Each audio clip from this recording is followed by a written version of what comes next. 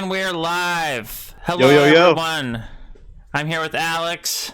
Part 2. From Transhumania Part 2. We're going to give you guys some updates on the coronavirus. And this is going to be pretty amazing. We're going to try give some strategies, some practical advice on how to survive it. And how bad is it? How much of a threat is this really? Alex was telling me that... oops, I have it so it says I'm Alex and it says you're Roen. Oh, oops. Yeah, switch them around. I'm switching them around. I get to be Roen for a day. Alright, that's Alex and I am Roen. Alright, there we go. Alright, now we're fixed. We're fixed. Let's see who's in the chat. Anyone in the chat yet? We have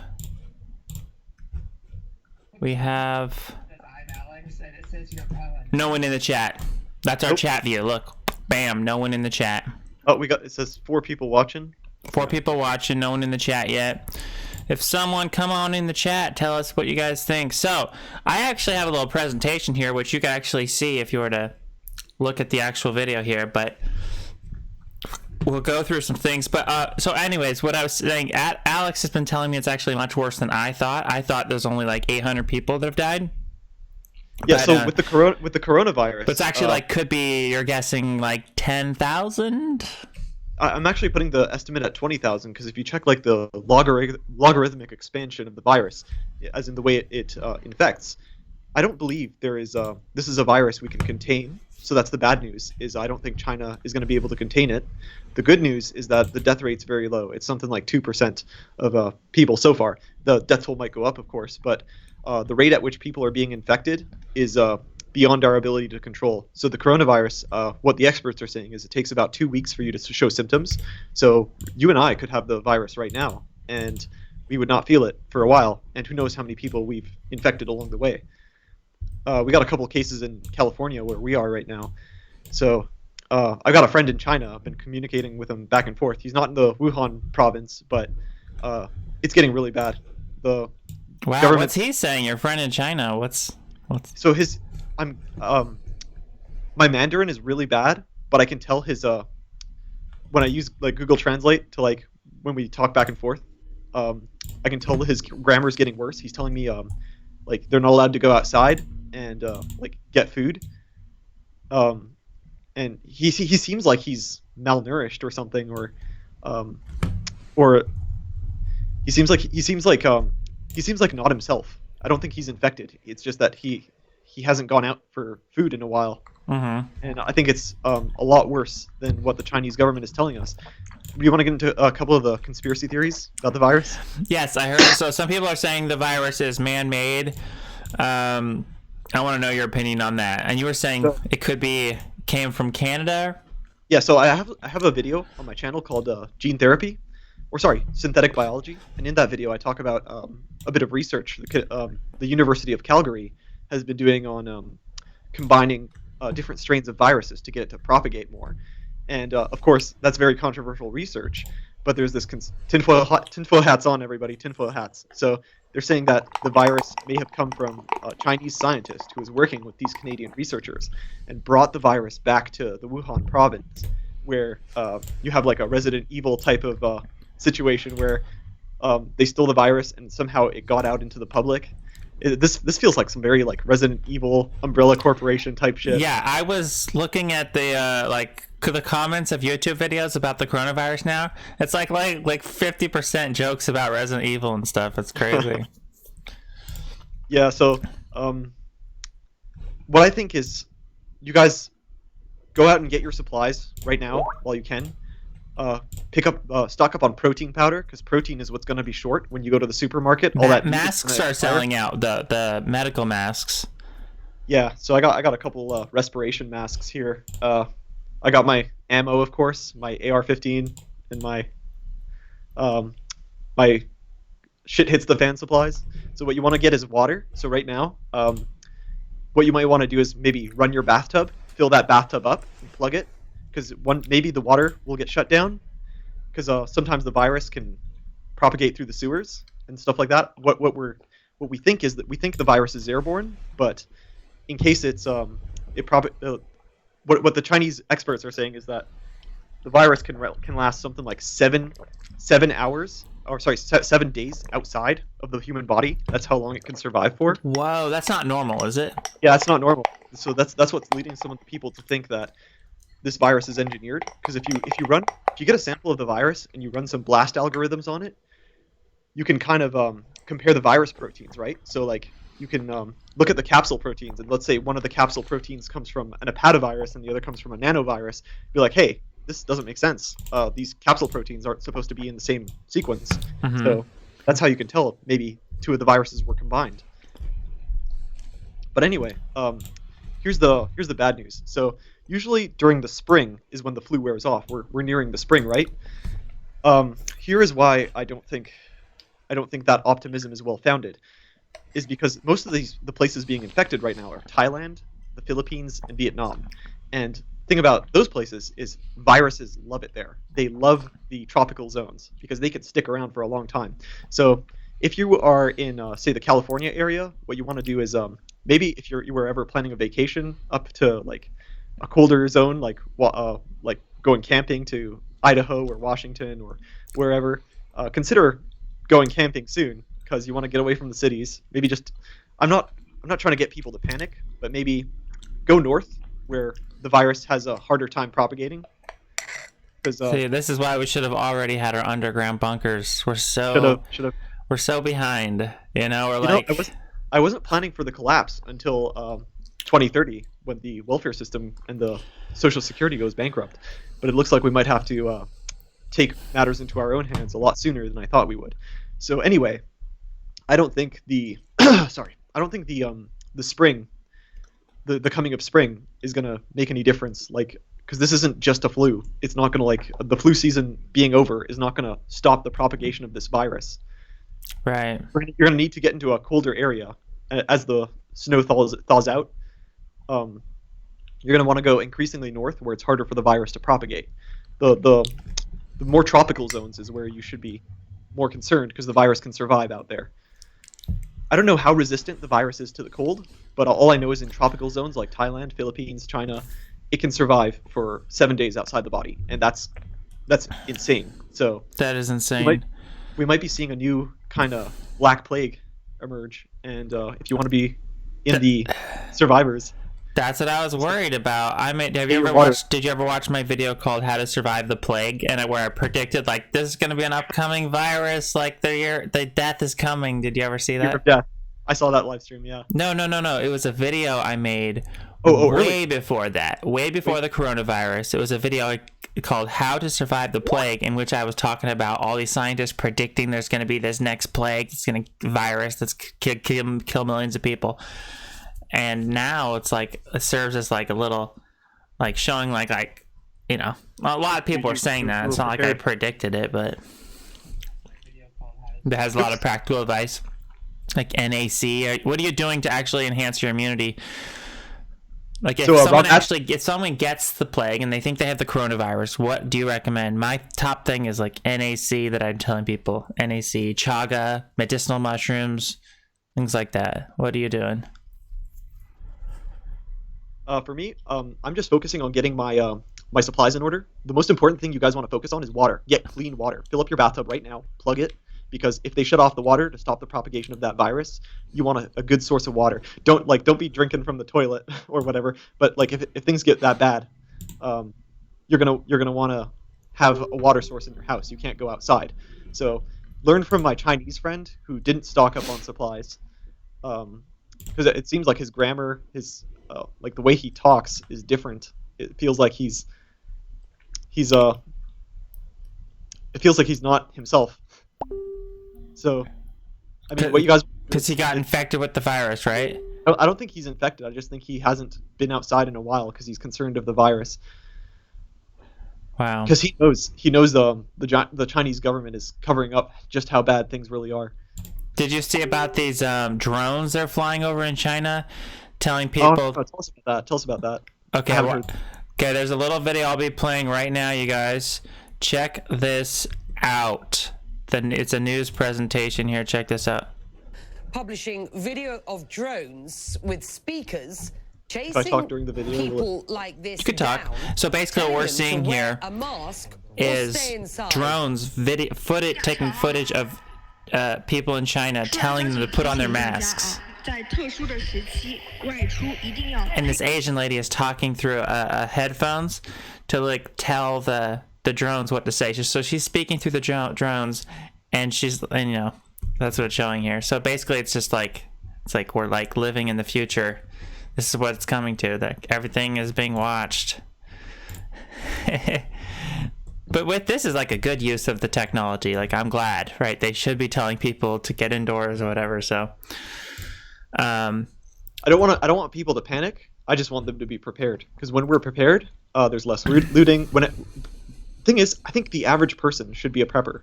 Like the average person, if every American had this prepper mindset, there would be no looting, there'd be no raping, there'd be no like shooting in the streets, because everyone would have backup supplies in case this happened. Like, you know, you ever heard of like the Mormons? The Mormon Church has like this huge stockpile of like prepper supplies, like grain, water, and whatnot, for like the whole what you call the Mormon bubble, which is like Orem, Provo, Salt Lake.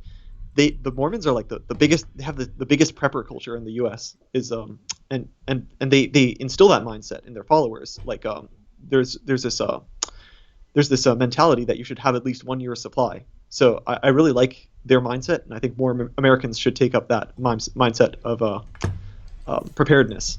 And you know what? The biggest prepper in this country is actually the government. The U.S. government has all these programs for disaster scenarios, even like zombies. Oh, that's so interesting you mentioned that, because in my little presentation here, we're gonna get to this, that a lot of people now are talking about all these like black coffin liners, and there was this conspiracy theory like a few years back that the government had stockpiling coffin liners to like each one like holds 3 dead bodies. So there's this conspiracy theory that people are like, oh my gosh, the government is planning for this like mass kill event where there's tons of people that are dying, and now it's coming back up again in the conspiracy YouTube channels. People are like, this, maybe they have the coffin liners for the coronavirus, you know. That's like, so it's resurfacing, but we'll get to that later. So is the video still running, or the drone video? No, the drone video is down. Now I have a headline showing. It says coronavirus outbreak, 86 die of infections. That's such an underplay now. It's like, that's like old news. You know what sucks? I was just about to get LASIK next week, and now I'm not going to be able to get it if shit hits the fan. Because I think, here's the thing, guys, if you're listening, if you got glasses like me, I wear glasses, what you want to do is you want to get LASIK before shit hits the fan. Because if your glasses break, you won't be able to see like deathists and nihilists and shit with their like, you won't be able to see people approaching you, and that could be a threat to your eternal life. So heck yeah. Another thing is this idea of camping when spring comes around. You want to go put yourself in the wilderness. Just bring a tent, some supplies, sleeping bags. Bring your friends along. Just how do they say in Shaun of the Dead? Let's go to the Winchester, have a pint, and wait for this whole thing to blow over. I think maybe when spring rolls around, you're going to want to do that, because the virus propagation will increase dramatically with the introduction of heat. Shaun of the Dead, isn't that where the zombies were like super fast, like running and everything? No, Shaun of the Dead's like a parody. So like, you know those two guys, you ever seen Hot Fuzz? Yeah, I thought that, I know it's like it's a parody of zombie movies, but I thought the zombies run really fast in that. I think they're kind of the clumsy zombies. They're the slow moving zombies. The slow moving. Oh, okay. But here's the thing. I think hygiene will actually kill more people than other people, and history is evidence of this. So what you don't want to be as worried about is other people. So like, your guns are down on your priority list. Like I said, your number one priority is water. So if you look at history, the biggest causes of death during pandemics is dysentery, cholera, E. coli, diarrhea, and all that comes from like having unclean water. So what you want to do is you want to get your water filters in order. Your have like these iodine drops, right, to disinfectant the water. So here's the thing, bugs and viruses reign supreme when the infrastructure we rely on collapses, and the sludge from the sewers is going to start backing up into our basements, and that's where disease festers. So this isn't just the coronavirus. This is other things that'll like industrial fertilizers and mold will start growing in your basement, and it'll choke you to death in your own home. And that's why I don't think a house is a great place to stay once shit hits the fan. I think. Hey, Matt's in the chat, and he's talking about mutations. Hey, let's ask him some stuff. Hey, Matt, what are you doing for prepper stuff? Because I know he was into the. Yeah, we want to know what you're doing for preppers. Also, people are saying that this virus could get much worse once it mutates. So the scientists are predicting, okay, this virus could mutate, and then that's when it's going to really start killing. The number's going to go up crazy. Yeah. And the more it propagates, the more natural selection the virus undergoes, and the more efficient it becomes at killing and surviving. And I'm a bit of more of a conspiracy theorist person, so I'm thinking that that the most amount of deaths from this virus could actually come from the vaccine they're going to release in like a few months. That's really going to kill people, and they're going to use this as an opportunity to just mass vaccinate people. And I would not personally take the vaccine that they're making right now. What would you do? Would you take it? I'm afraid. No. I'm totally afraid. Once right now I got enough supplies, but once I run out of supplies, I only got about 2 months worth. I know that's really irresponsible of me. I should have at least a year. But once my supplies runs out, come April, I'm gonna probably leave the urban zones and go camping with my friends. But further down the line, we're gonna want some kind of pre-made bunker. So I kind of got like 5 ideas for it, ranked best from worst. Do you want to hear them? Yes. So here's our plans for the bunker. So the worst idea, my first idea out of these 5 is to just buy a pre-made bunker. And there's plenty of companies that actually sell bunkers. Look this up. Pull this up on your Google search. Okay. One company is called Atlas Survival Shelters. So Atlas, ATLAS, Survival Shelters. So go to Google Images. Got it. Google Images and pull it up so that what you're going to see is like these aircraft hangars. Oh yeah, they look beautiful. What they do is so from the Cold War, we had all these leftover aircraft hangars and airplane hangars and like abandoned U.S. Air Force bases, and nobody is using those. So these companies are snatching them up and they're selling it back to us. So how much does something like this cost? It looks really nice. So here's the cost. Each bunker is only 15,000. So that's why this is the simplest idea. I've got enough capital to buy maybe three of these for us. And you can literally just bury them. Yeah. Well, you could. Here's the thing. You could bury your aircraft hangar underground, but there's actually already pre-made communities. So one of the communities, go on YouTube and you can pull up Atlas Survival Shelters. So here's one of the communities. You know where Rapid City is? Rapid City, no. So in South Dakota, there's a small town called Rapid City, and excuse me, one of the population centers, one of the prepper communities, is about a 30-minute drive from Rapid City in South Dakota to the survival community. So in this survival community, there's like 50 or 100 airplane hangars, and all the preppers there, people with your mindset, are going to be there, like responsible people. They have supplies. They have guns. They're not going to come kill you because they have their own supplies, and those are the people you want to be around. I don't believe in this whole lone survivalist. Like I know America, like we're Americans, and Americans really like individualism, like the rugged individualist cowboy out in the wilderness with his farm and his plants, and he's got his guns and he's protecting himself.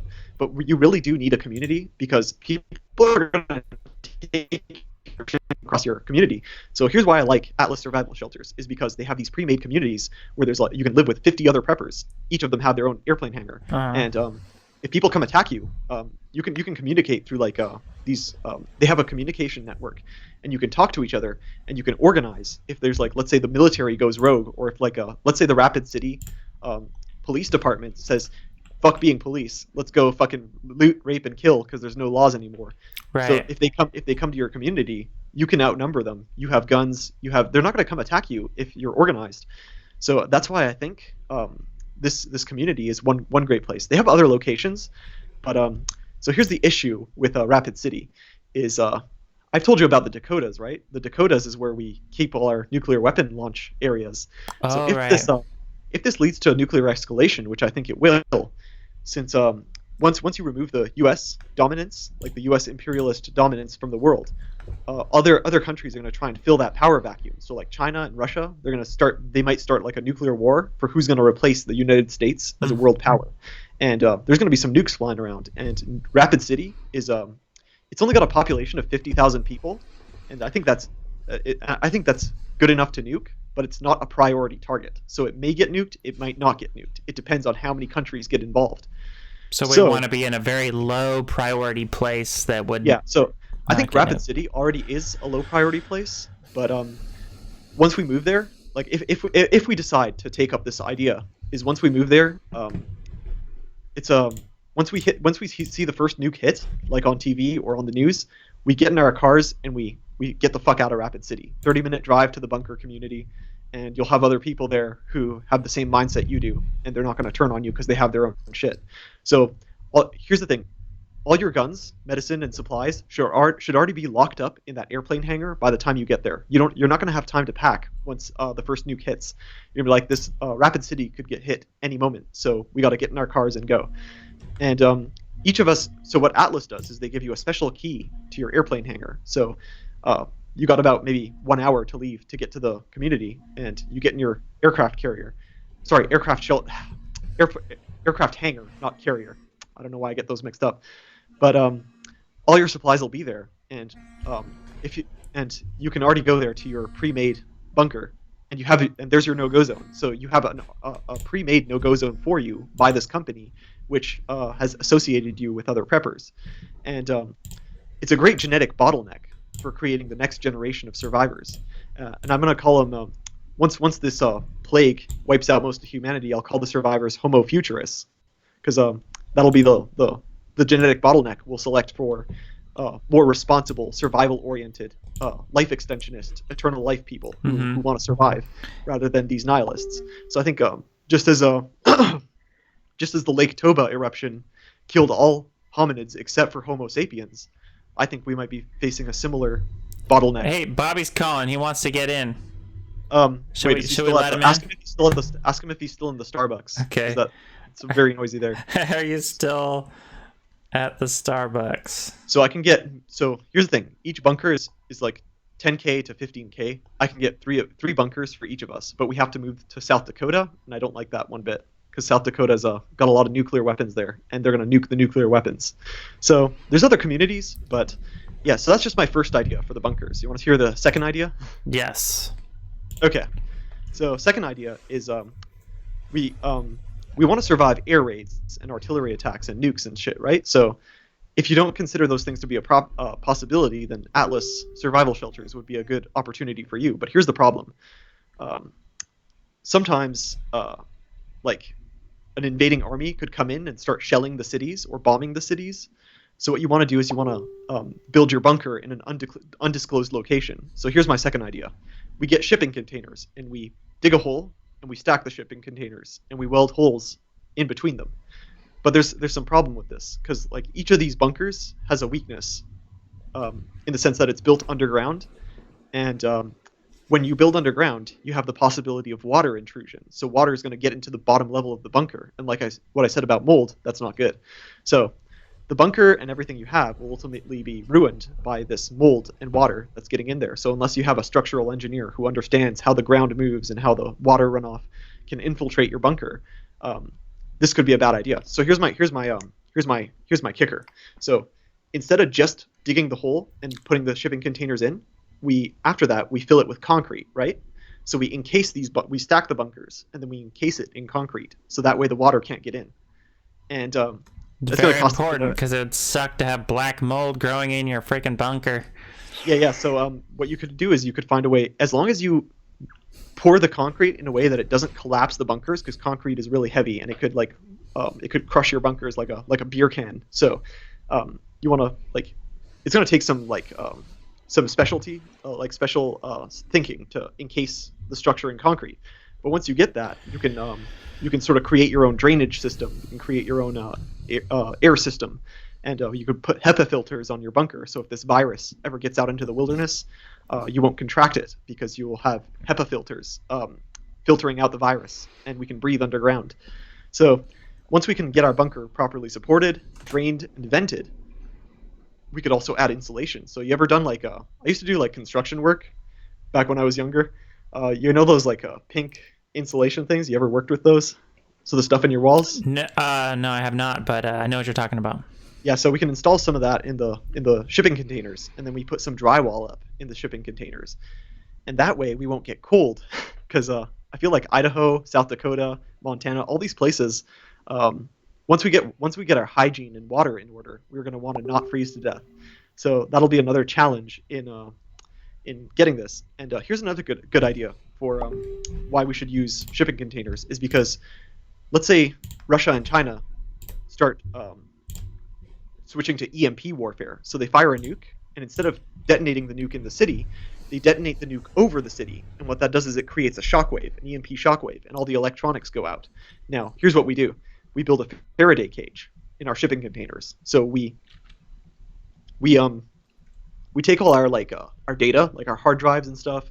I got all these books backed up on hard drives, so I'm backing up the knowledge of humanity, and we can store this knowledge in our bunker until society can rebuild, and then that way. Very smart. Do you have a seed storage? Yes, so kind of like do you have a sperm bank? Yeah, I don't have a sperm bank, but we gotta get our own sperm bank of all the best Jewish sperm, so we can recreate the master race. Is Alex in the chat, or Alex Gibson? Tell Alex Gibson to give us some of this fucking semen, because I think he's Jewish. Yes, he is.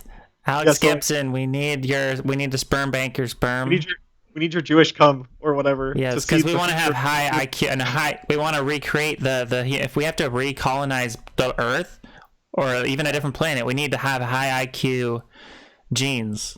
So yeah. Anyway, the whole point of this Faraday cage is so that I have all these books and important writings, like philosophy writings, like John Locke, Immanuel Kant, all these other books that they wrote, like the Critique of Pure Reason, a treatise on government, like all these important works that built Western civilization. I got them all saved on these hard drives, so I can keep the hard drives safe inside the Faraday cage, so that the EMP doesn't destroy them. Awesome.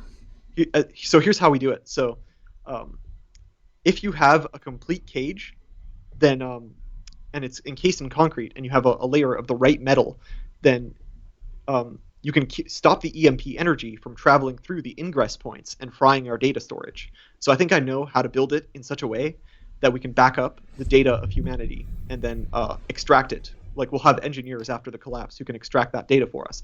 And here's what we'll call our bunker. We'll call it Vault 101. You ever played Fallout 3?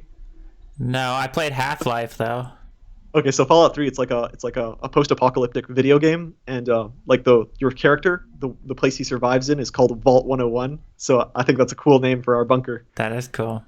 But yeah, so big bunkers are actually really expensive. So I'm a big fan. What's the bunker in Resident Evil where all the rich people? It's got the Ark. Is it the Ark or something? Where it's underground and they build this huge bunker so they can survive when they kill everyone else off.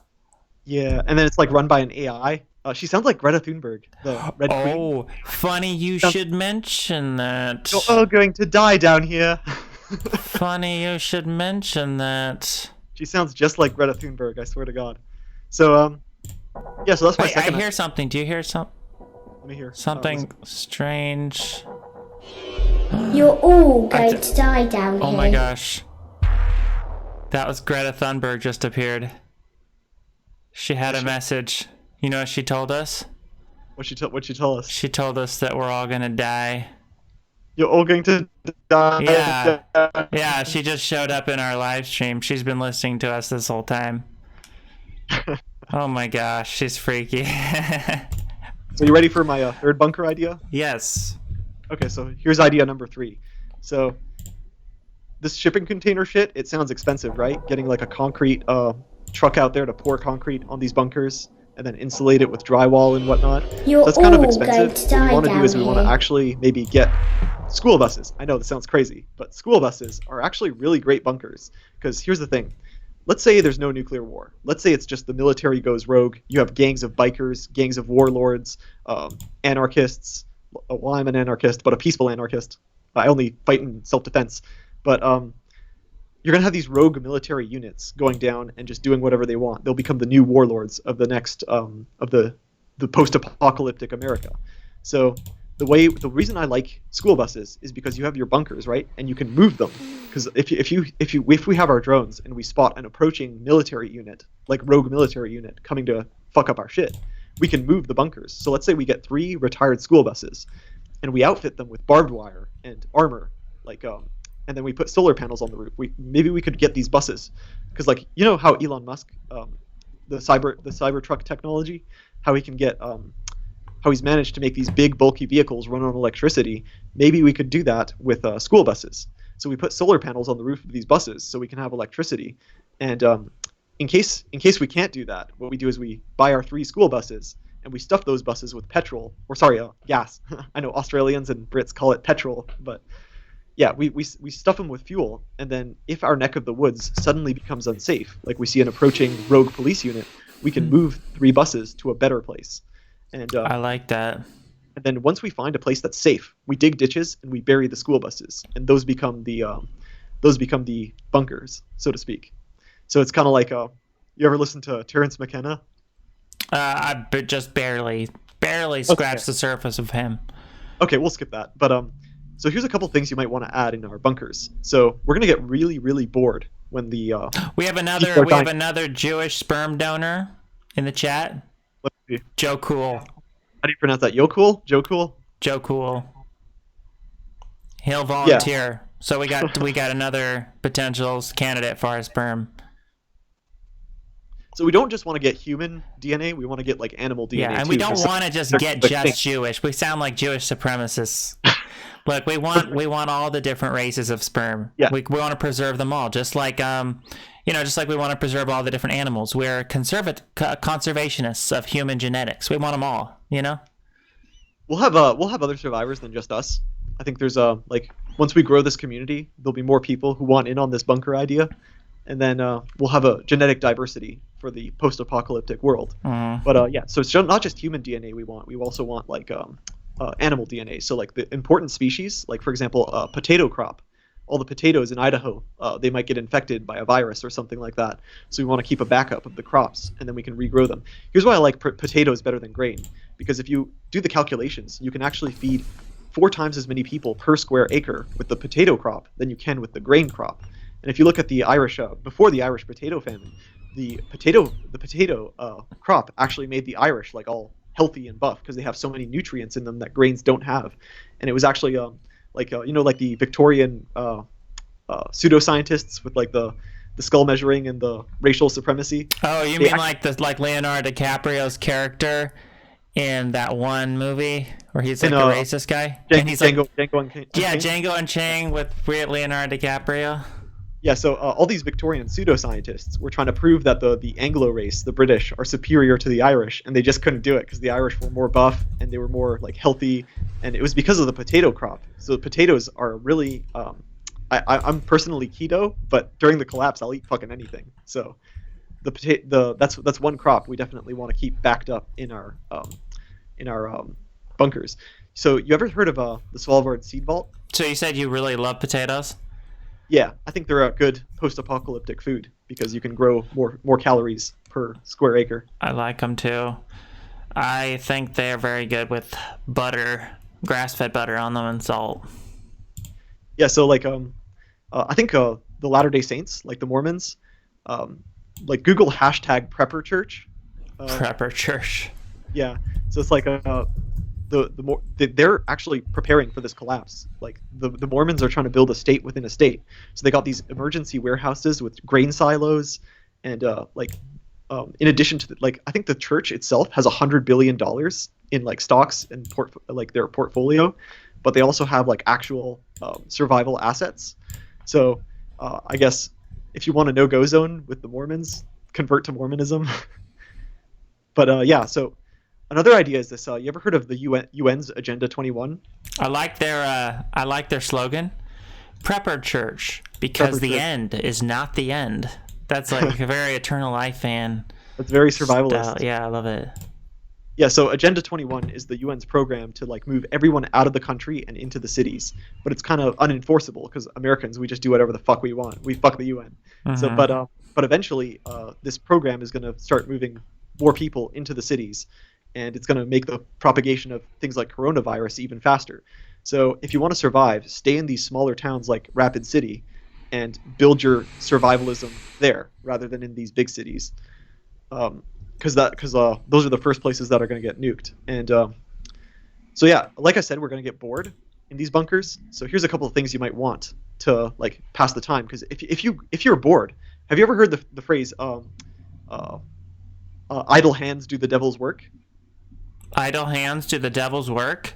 Yeah. So when I was in the LDS church, I heard that phrase thrown out for a while. Oh, It's this right, idea yeah. that It's the idea that if you're bored or whatever, if you have nothing You're to gonna do, do you'll more- end up doing bad, evil things. yeah, like when you were a kid, you pissed off your parents a lot, right? Like you were just running around doing shit. It's because you were bored. Like kids need things to do, and I think at some level we're all still kids. We have this mindset of, I'm bored, so I'm gonna start picking fights. I'm gonna start drama with the other survivalists. You don't want to start drama.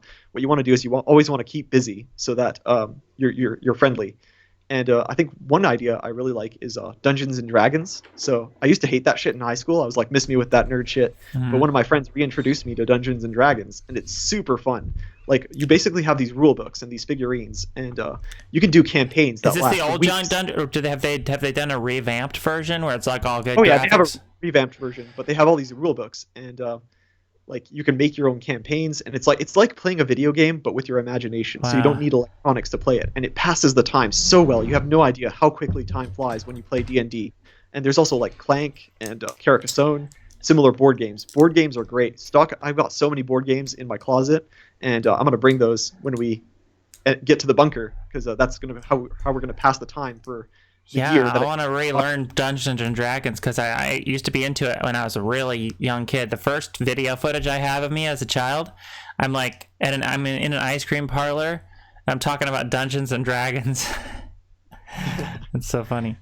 So I've also another thing you're going to want in addition to Dungeons and Dragons and board games and such is you want books. So I got a lot of these really intellectually stimulating books, like paperback books, so that they won't be wiped out by EMP.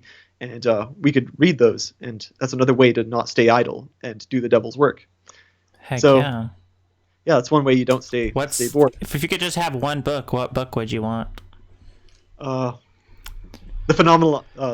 Phenomenology of Spirit by Georg Friedrich Wilhelm Hegel, because that's like the hardest book to read in my I don't understand a word of it, but if given enough time, I can extract the philosophy from that book by analyzing it, reading it over and over and over. So I got books like that you could just devote a month to just sort of just studying it. Cool. And I think that's a great way to pass the time. The last book I read is Hunger Games. Did you ever read that one? I've read that, yeah. Hunger Games. It's actually a ripoff, right? The original Hunger Games. So there's Google this on your Google Images. Mm-hmm. Battle Royale. So battle, and then ROYALE. Mm-hmm. So this was the original Hunger Games, and it was Japanese. Oh. So it was a movie. So there's a movie in the 90s about these Japanese school kids being put on an island to fight to the death, and that was the original Hunger Games, and we Americans stole it from them. Wow. We made our own version, but the original was so much better. Like if you watch this movie, the acting, like these are just kids, but their acting is half decent actually. Mm-hmm. So if you got time, watch that movie. It's a great it's way better than the Oh, Hunger it's just Games. this girl's wearing a gas mask in the movie. Yeah. So That's what we need. Just like yes, that. it's the same premise that only one of the school kids is allowed to walk off that island, and they can only do so if they kill the other school kids. So they start forming alliances. It's a great prep for Did the mask you buy, did it have when you bought a mask, did it have did it protect the eyes? Because I heard the coronavirus could enter through your eyeballs as well. Yeah, I've actually got 2 gas masks. So if you don't have one, I can give you one of mine. But I have a gas mask, but it's not. It has a filter on everything. It's not. I don't know if it's. There's a difference between a gas mask for chemicals and a medical mask, right? For like bioterrorism. So I'm not sure if it's qualified for bioterrorism stuff, but it probably is. It means So a here's the gas thing. fat mask. So you're talking about like those medical masks Yeah. that doctors wear? Those aren't going to protect you from the coronavirus. No, I'm because talking about the coronavirus ones together. with like pure The breathing P3 apparatus. filters. Breathing I think they're called P3 filters. Those are the best. Those are the ones you want.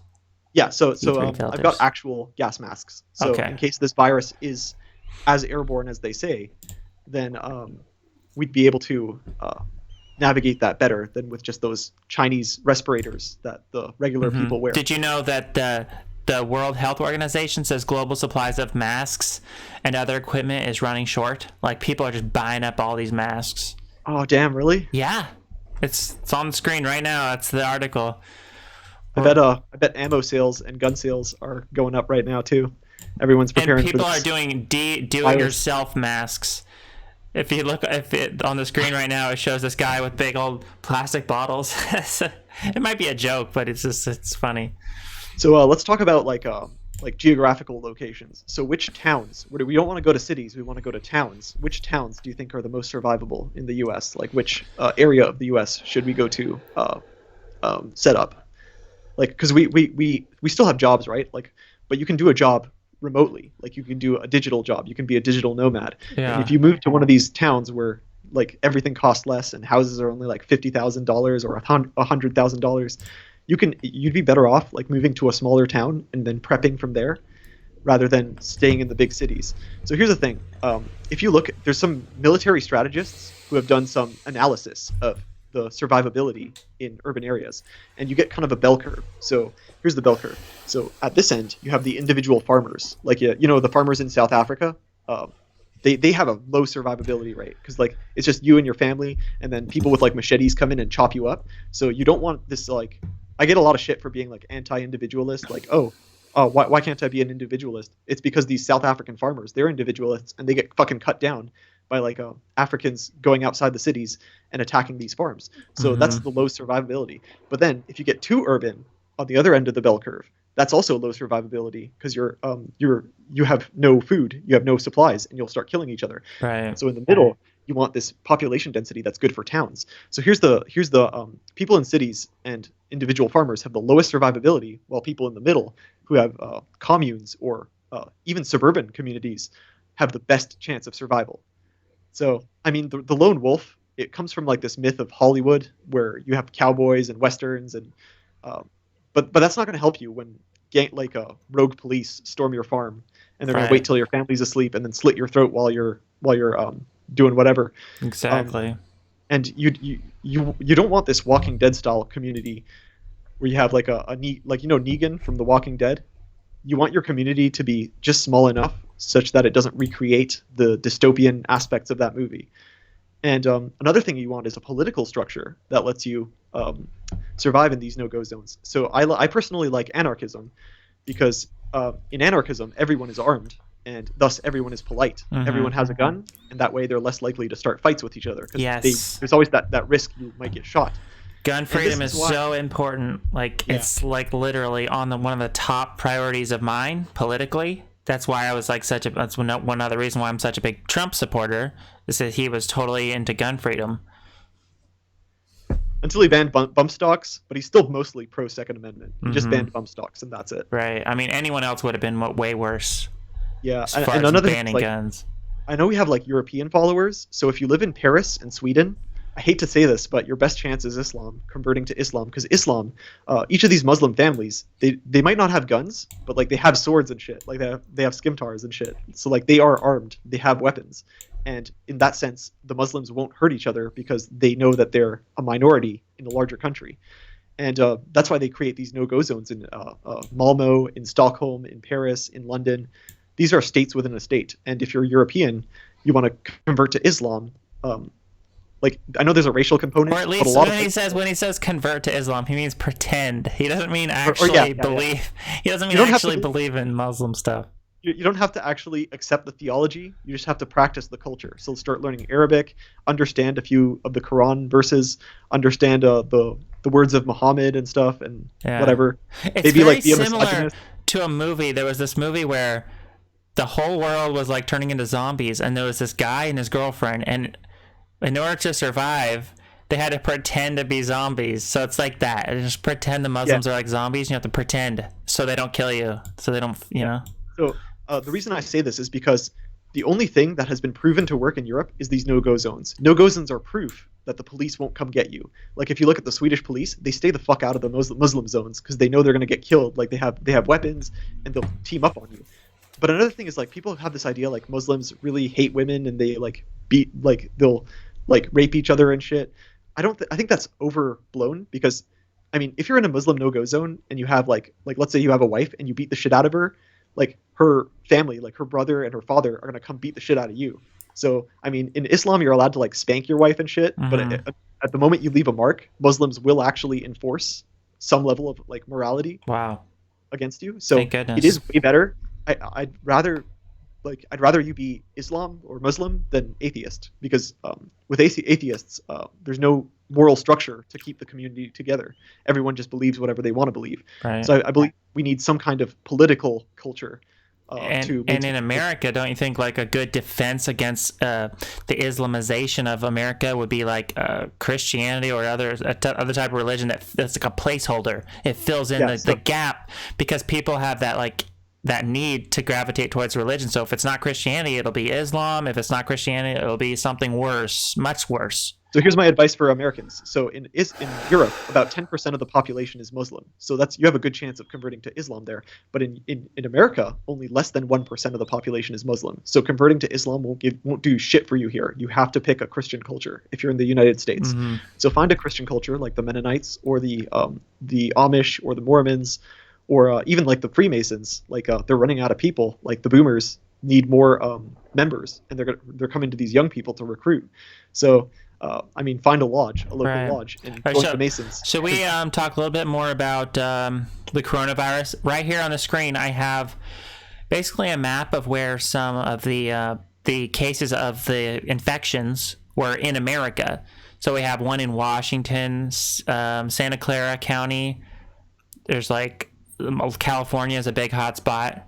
Los Angeles County, Orange County, Arizona, Illinois, and Boston. Those are... But now, it could be much bigger by now. It could be much bigger. There could be much more states here. It might be all the states now. There might be someone infected in pretty much every state, for all we know. What do they call those communes in Israel? The ones where there was a lot of Jews when they moved from Europe to Israel. They brought the communist culture with them. Oh, I know what it's called. A kibbutz. Jewish people in the comments. Do you know what a kibbutz is? I think it's Kibbutz. So those will be the Jewish no-go zones in Israel. So I know we have a lot of Jewish followers. So if you're Jewish and you're in Israel and this virus breaks out before you can flee, you're going to want to find a kibbutz, because they're like these little traditional agricultural communities where they practice like hardcore traditional Judaism. I think they're like Hasidic Jews, but they also have this this anarchistic structure where there's no central government. I think that's the ideal political structure for a post-apocalyptic civilization. Mm-hmm. So Kibbutz, like these people have guns and they protect themselves. And like if you're just get the hell out of Tel Aviv, get out of Jerusalem, get out of the Golan Heights. These are the places you want to go. These farming communities if you're Jewish. So I know what's his face. The other guy named Alex, not me, but Alex Jones. Just kidding. No, Alex Gibson. He was wondering. Yeah. He's Jewish, and he was wondering where the Jews should go if the Israel collapses and the Palestinians come back to take their land back. I think you should go to these no-go zones. Yeah, I think yourself. Trump should buy Greenland, and we should have the Jews come over to Greenland. The thing about Greenland is it's really hard to do agriculture there. So you'd have to do fishing. You'd have to set up on the coast of Greenland, and maybe you'd live a Viking lifestyle, because the Vikings have a diet rich in fish, and that's why they invaded England and Europe, because there was no agriculture in Norway that you could sustain yourself. So remember I was talking about those black coffins that a lot of conspiracy people. Did you ever see those coffins? I saw them. You've seen them before? Yeah. Did you buy into that conspiracy theory that the government had these for purposes of if there's a mass pandemic? What do you think the government's stockpiling all these black coffins for? That's interesting. I think I saw an Alex Jones stream on this once. Mm-hmm. He says they're preparing for a cleansing. This is like Georgia Guidestones type shit where you control the population. Yeah. I don't necessarily buy into that, but this idea of these what's it called? These fucking FEMA tent cities. Mm-hmm. I think they're preparing for an influx of refugees from the cities to the country, and that's where they're going to keep them. Where because the government still wants you alive, because the people are what fuels the the political stability. So they still need people working, they still need people living together, but you don't want to go there because that's going to be a very centralized command structure. There's going to be no democracy. It's just a fascist or communist dictatorship where they order you around. That's why I say join a prepper group before they take you to these tent cities where you ever seen District 9? Yes. So, like they have these. Yeah, that's what it's going to be like. It's going to be like these slums, and they're going to rule over you, and they're just going to enter your house, like maybe rape your kids or your wife or whatever. You don't want that. You want to be in a community with people who are all armed and thus all polite. So I mean, here's why I think all crime should be legal. So one cannot end Clown World unless one is allowed to kill the clowns. Would you agree with that? Yes. Clown World only ends if you can fight back against the clowns. And yes. I think for that to happen, you need to get rid of the government structure and start over. So I know it's very political. Right. The purge. I think it's necessary. Yes. We need the year of the purge. Yeah. You know, so don't think of it as... I call this the year of death, but I think it's going to be death from like natural causes or some man-made viral. Maybe this coronavirus is what's going to. I don't know what's going to kill everyone, but there's eventually. I think they're planning for some mass death events. So they're probably doing their secret purge, where you're advocating more of like a public purge, where like people can go at it, at least in a certain city. In the cities. In the cities. I agree with that. Like. We need to have people out in the countryside, let them be safe, you know, so they don't have to participate in this purge. But for people who want to, right, let them eat each other, you know, like the Joker, he says they'll eat each other, you know. Yeah. Like so for the people watching, don't think of this as the end of civilization. Just think of it as like a lemon juice cleanse. Like, oh, I'm going on a diet for 5 days, and I'm just going to drink only lemon juice and shit out everything that's bad with my body, shit out everything that shouldn't be there. So just like think of that, but for society. It's a self-cleansing of society. The purge. We're returning, just as the body has homeostasis, like a stable condition for all the biological organs. Think of this as homeostasis for society. We're trying to restabilize the spiritual health of the community. Right. It's like when the body gets sick, a fever. It's like the body is like responding to the invaders, so the body responds with the fever to kill off all the bad invaders, and you know some good cells are going to die in that process. Yeah. The fever heats up the brain and everything. You might lose some brain cells, but you needed to have the fever so the body can kill the viruses in the brain or whatever. It's like this. So what do you think about like libertarianism, like as an ideology for the collapse? Do you think that's something people should also look into? Like these anarcho-capitalist societies whereby they have this non-aggression principle and that's supposed to keep societies in line. Do you think that could work? I know a lot of my followers are anarcho-capitalists. Do you think it's a viable strategy? I think it is. I think libertarianism is the best. If I had to categorize myself as anything politically, be a libertarian. But I like I said before in our first talk, I'm like libertarianism plus the wall, plus border security. Let's have like libertarian as anarchy as possible. I'm not into big government because. Yeah. So here's the thing about libertarians. The libertarians that are actually prepping for survival, I like those libertarians. But the armchair libertarians, like the neckbeards who just sit at their computers and they write up all these plans and manifestos and documents, but they never actually do anything. Like it's the same problem I have with the alt-right and communist revolutionaries. Like all the people in the alt-right that I went to college with, they're just like, yo, wait for Hitler, bro. Just wait for Hitler. Hitler will come and fix everything.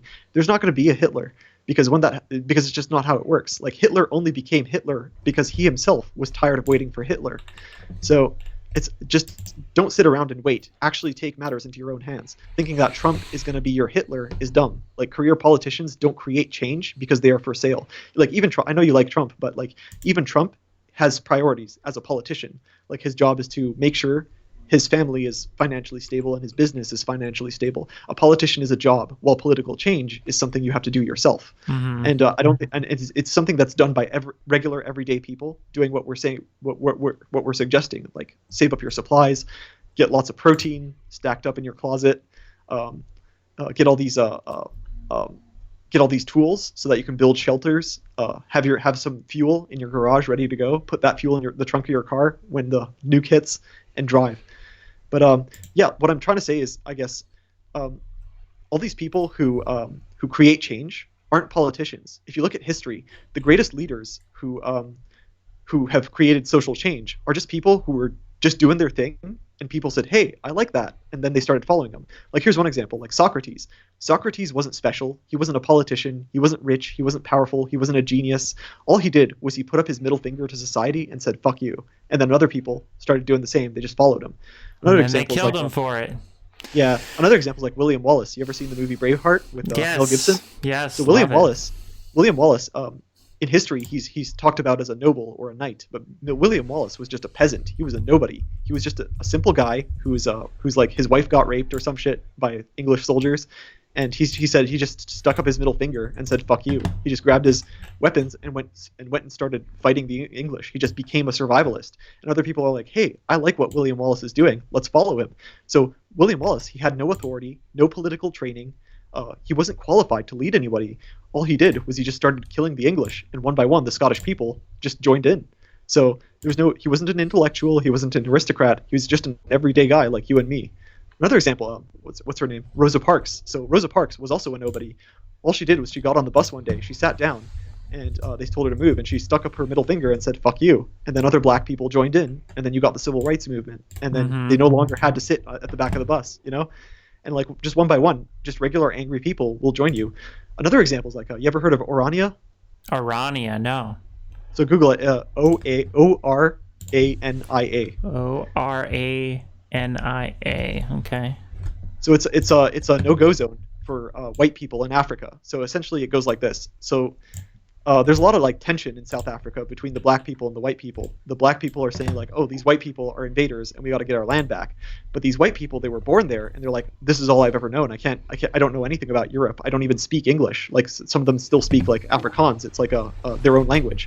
So they're like, oh, we got to just create our own state within a state. So the Orania is just all these white farmers who are getting killed. And they said, you know what? Fuck you. I'm sick of all this. Like I'm sick of being raped and killed in my own house. Let's go start a no-go zone. There was no manifesto. There was no libertarian documents. There was no. Did you ever watch that documentary by Lauren Southern about the farm? Yeah, about the murders in South Africa. I think she does go to Orania and interview some people. I don't remember. I don't think I saw the whole thing. But Orania had no Mein Kampf. There was no Ayn Rand. There was no documents. There was no armchair libertarianism. It was just a bunch of people who were sick of being murdered in their sleep because of their skin, and they said, "Fuck this! Let's go live in the wilderness." And more people just joined in. So you don't need to be like some elite intellectual or politician to do this. Like people like you and me, we could create change by just being like these people, these civil rights survivalists, people who just stuck their middle finger out to society and said "fuck you" and did what they want. So I think the reason the alt-right will fail is because they're too lazy. They're too busy waiting for Hitler. Like, oh, bro, Hitler will come in and save everything. I mean, like Orania was just two people, like just two families. They bought land and they moved there, and then other people joined in. Like it was it was an organic movement. And do you see a common story here? This is like the hero's journey. It's like the monomyth. Like Joseph, you go out and a person is unhappy, person takes a risk, person leaves the comfort zone and ends up creating a community of people and bringing them treasure. Well, the alt-right is going to fail because they're demonizing. I just think they're lazy. They're demonizing like the best race, the highest IQ race. If you pit yourself against the Jews, you're going to lose. You know, Jews are like the Jews are. I always say, like, I had a video about like how much I love the Jews, because the Jews are Mark Zuckerberg, the Jews are Ray Kurzweil, the Jews are all these people who want to live forever, who are on our team and trying to extend life. Because what's unique about the Jewish religions is that they don't believe in the afterlife. So these people are afraid of death, you know, just like we all should be. So they have the right perspective. They're not just like these other people who are obsessed about an afterlife. They want to make heaven on earth. That's what I think. So yeah, that's why I think the alt-right is going to fail. It's like they're just, they're literally trying to make it. That's why they even hate Trump, you know. The alt-right hates Trump because they think Trump is so pro-Jewish. That's like one of the best things about Trump. Yeah, Trump is, I mean, like, the alt-right are just looking for somebody to blame their problems on, and I think that's an unhealthy mindset. I think you need to take responsibility if you see something wrong with the world. Like, Rosa Parks didn't, like, go on the internet and start like fucking neckbearding on 4chan about how oppressed she is or whatever. She didn't do any SJW shit like go on Twitter and just whine. She actually did something like pacifist, not pacifist, but like peaceful disobedience. Like Martin Luther King, like, you know, he stole his tactics from Gandhi, and Gandhi's tactics worked because while he wasn't a pacifist, pacifism never works, by the way. Pacifism where you just hope things get better never works. You just end up getting sent to the concentration camp or the gulag or wherever. What you need is, but also violence, like just trying to start a revolution. That doesn't work either. Look at the French Revolution. Look at the Russian Revolution. What you need is something in between where you have peaceful disobedience, like you break the law. And eventually Martin Luther King's strategy was if you get enough black people to break the law, they can't lock all of us up. So the prisons filled up, and then they just said, you know what, let's just give them rights or whatever.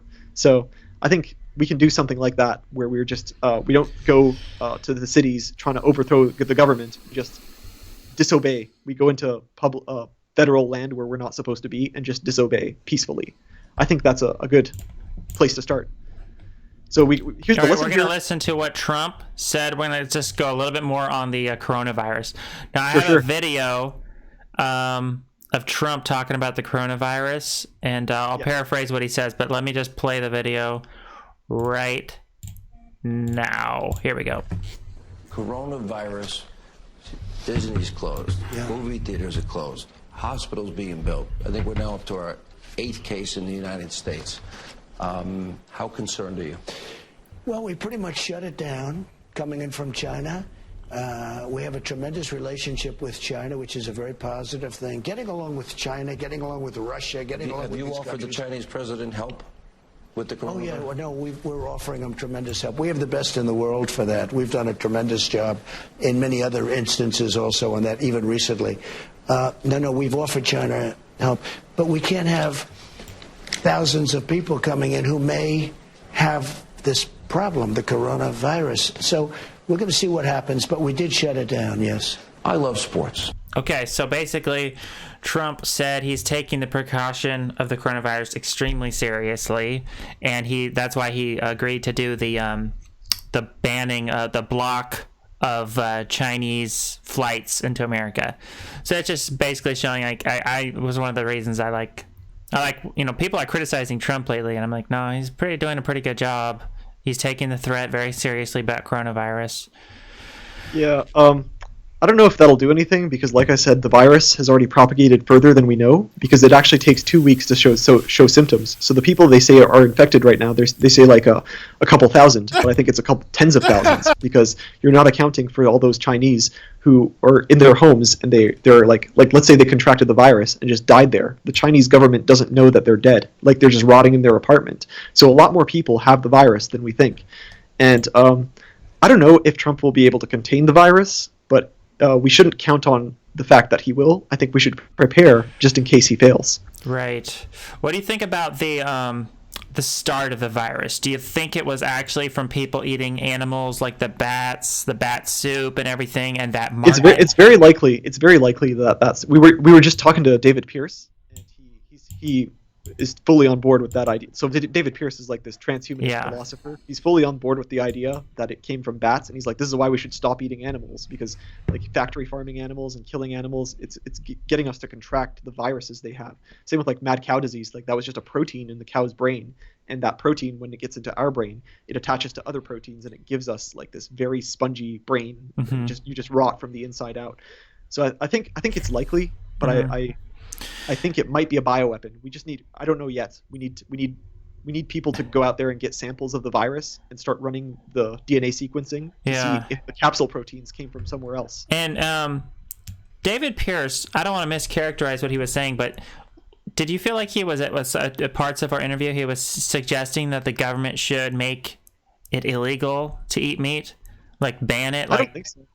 I think David Pierce was when we talked to it, we'll put the podcast up for the audience to listen. When we talked to David Pierce, he was talking about it in the sense that he is a pessimist. He doesn't believe factory farming will end. He doesn't think enough people will care, so the government won't be able to do shit because we control the government. Like we vote policies. So I think factory farming will continue. But I don't know. I'm kind of pescatarian, so I don't think fish are Like I'm on board with you. Actually, We're two pescatarians here, people. I love pescatarianism because I don't think a fish they can't spread viruses like other animals. They're the safest animal. I absolutely. Yeah, so there's a huge evolutionary jump between fishes and humans. So it's very, very rare that we contract diseases from fish, and it's much more frequent that we contract them from other animals or bird flus from birds, so like chickens and whatnot. So I think ending factory farming will be really great for decreasing our prevalence of disease. These fish farms, I mean, like you said about Greenland, the only thing you can eat in Greenland is fish. So what are you going to do? You can't stop eating meat because that's your only diet. You can't farm in Greenland. Right. So, a lot of people, I've been reading the comments of a lot of these coronavirus videos about the weird foods they eat in China. And it is becoming common rhetoric that people are saying, like, the government should step in and say, no, you can't eat bats. You can't eat these weird meats, these exotic meats that are causing these viruses. I can kind of sympathize with that viewpoint because this is such a big problem and we wouldn't want weird viruses to spring up just because people want to eat bats or whatever. But I can also sympathize with the libertarian stance that no, it's human right to decide what you want to eat because it is a slippery slope. And if the government, who's to say what qualifies as exotic meats? And if they're going to ban eating bats, then what's next? Maybe they'll just ban eating raw milk like we're already seeing in America. So it's an issue of food freedom, and it is a slippery slope. Anyways, so here's the thing with fish farms. Like, even if we get rid of factory farming, and we're still projected to run out of topsoil, fisheries, and fresh water all by the next 30 years. So if you don't live in one of these northern countries like Norway or Russia or Canada, you're going to start running out of water, and you're also going to start running out of fish. So we're going to have to, like, I don't want to eat insects, but if the only way we can survive is by having a bunker dedicated to farming insects, whatever, I'll do what it takes to survive. But I think we need to work on becoming more sustainable with our fisheries. But the whole point is that we won't be able to feed 12 billion people by 2050. It's just not going to happen. Like, you know what happened to the Mayans, right? The Mayan civilization. So there's a researcher called Jared Diamond. He's an anthropologist, and he did research on the Mayans. He wrote a book called Collapse. We'll put it in the Amazon link below. So Jared Diamond, in Collapse, he talks about how the Mayans got greedy. They had they had such a big population, they just grew exponentially, but they didn't expand their farmland or their resources. They built too quickly, and there was no secure streams of sustenance for them, so that they all starved, they had a collapse, and they killed each other. So it wasn't the Spanish who killed people, but the Mayans killed themselves. And we're seeing like a larger scale of the Mayan collapse on our civilization, for Western civilization. So interesting. What we need to do is secure streams of sustenance, like algae. Maybe we could have algae farms in Greenland or something like that. Or how about eating bugs, eating insects? Yeah, that too. I guess. I don't know what sustainable. There's all these ideas about what we're going to eat in the future. Are you familiar with that the Greta Thunberg meme where people have been putting the phrase "eat the bugs" on pictures of Greta Thunberg? I don't even know what the heck that means. What the heck are they talking about? Has she been? I think it's because Greta Thunberg wants us to eat bugs. Has she been promoting that? She's literally been promoting that. Because here's the thing: factory farming, like the cow farts, it puts methane into the atmosphere, and methane is a much more potent greenhouse gas than CO2, and that's why she wants us to switch to insects, because insects don't emit that methane. Well, fish don't create the methane either, right? Why can't we just eat fish? Yeah, we could do that too. Eat the fish. That's a better motto, because eat bugs are freaking gross. As long as we create sustainable fisheries that don't collapse, I think we could pull it off. I could picture like a maggot cheese, like a cheese made from maggots. Maggots already seem like almost the consistency of cheese or something. Like I could see something like that. So we talked about survival. You want to talk about like other causes of collapse other than the coronavirus that could? Let's talk a little bit more on the coronavirus. So I still have this whole presentation. I want to get through all my points. Yeah. Go on. So here's a weird quote that I found on the internet, and it says, "Just saw a video of a dude in China eating a plate of uncooked dead mice." Oh fuck! Do you think that's true? I think that's even worse than eating bats. I wasn't sure. I found this quote on the internet. I wasn't sure if it was from a troll or if it's real, but it seems it wouldn't be that. It's not that unbelievable to think of some guy eating uncooked dead mice. Yeah. Maybe it's real. But yeah. I thought that was pretty interesting. And what else do I have? There's this guy on my Instagram that I follow on Instagram, and he literally in America is eating squirrels. So it is a thing in America. People eat squirrels. Roadkill. And that is not smart, because I think that can cause the plague. I mean, the bubonic plague is already it's still a thing. And I think, so Americans, so when people criticize the Chinese people for eating weird foods, we can't forget, like you were saying in one of my streams, you're like, Americans are guilty too. Like, we all eat fucking possums, dude. We eat possums and squirrels and fucking roadkill sometimes if you're rural. Yeah, we all eat freaking gross things around. All the different cultures eat pretty gross things. And now I have to show this. It's on the screen. So there's this weird, this is kind of unrelated, but you're gonna have to watch this back and watch this video. There's this crazy video of this girl who eats live octopuses for YouTube. And the octopus started attacking her while she was doing an eating show. She does this mukbang of eating live octopuses. So I'll just play this. They wiggle on the way down. Yeah, you should watch this video. I think I've seen this. Have you seen this? Yeah, I think I've seen Here, this. I'll put it in there. Here, you watch it. Make sure you've seen it. I'm gonna play it right now for them. Yeah, do it. This was the most crazy video I've seen in a while.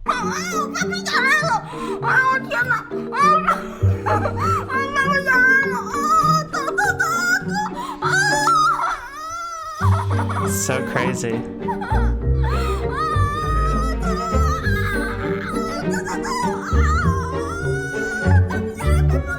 Maybe that's how we can make some of our fortune. We can become these mukbangers, these transhumanist mukbangers, and we could eat transhumanist food.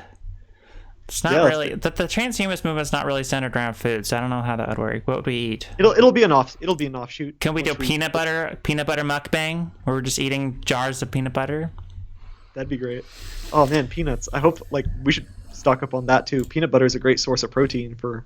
Don't get the shitty stuff like Skippy with all the palm oil. Get like actual peanut butter. Yes. And like stock up on that. You heard it here, folks. Get the just peanuts, no hydrogenated oils. I get mine from Trader Joe's. Love it. This video though of this girl being attacked by the octopus reminds me of Cthulhu. The wrath of Cthulhu has fallen upon her. All right, that's the end of my presentation on the coronavirus, so we can get to other topics. Yeah, so I think things like the coronavirus are going to become increasingly more frequent, especially this idea of human-created viruses. Because right now, what I'm working on at my university is we have this technology called bioprinting, right? But it's not just for organs and stuff. You can bioprint DNA. So we have like polymerase chain reaction machines. Usually it was just that, but now we can also print the actual base pairs of the DNA. We can design our own DNA from scratch, and eventually terrorists like the future version of ISIS or Atomwaffen or whatever, all these terrorists will be printing Ebola and anthrax from the comfort of their own homes, just downloading genomes off the internet and then combining like the capsule proteins. So I think one example is like the weaponized, it's like a fungus. I think it's called Magnaporthe gricia. I don't know how to pronounce it. How do you spell it? Magnaporthe,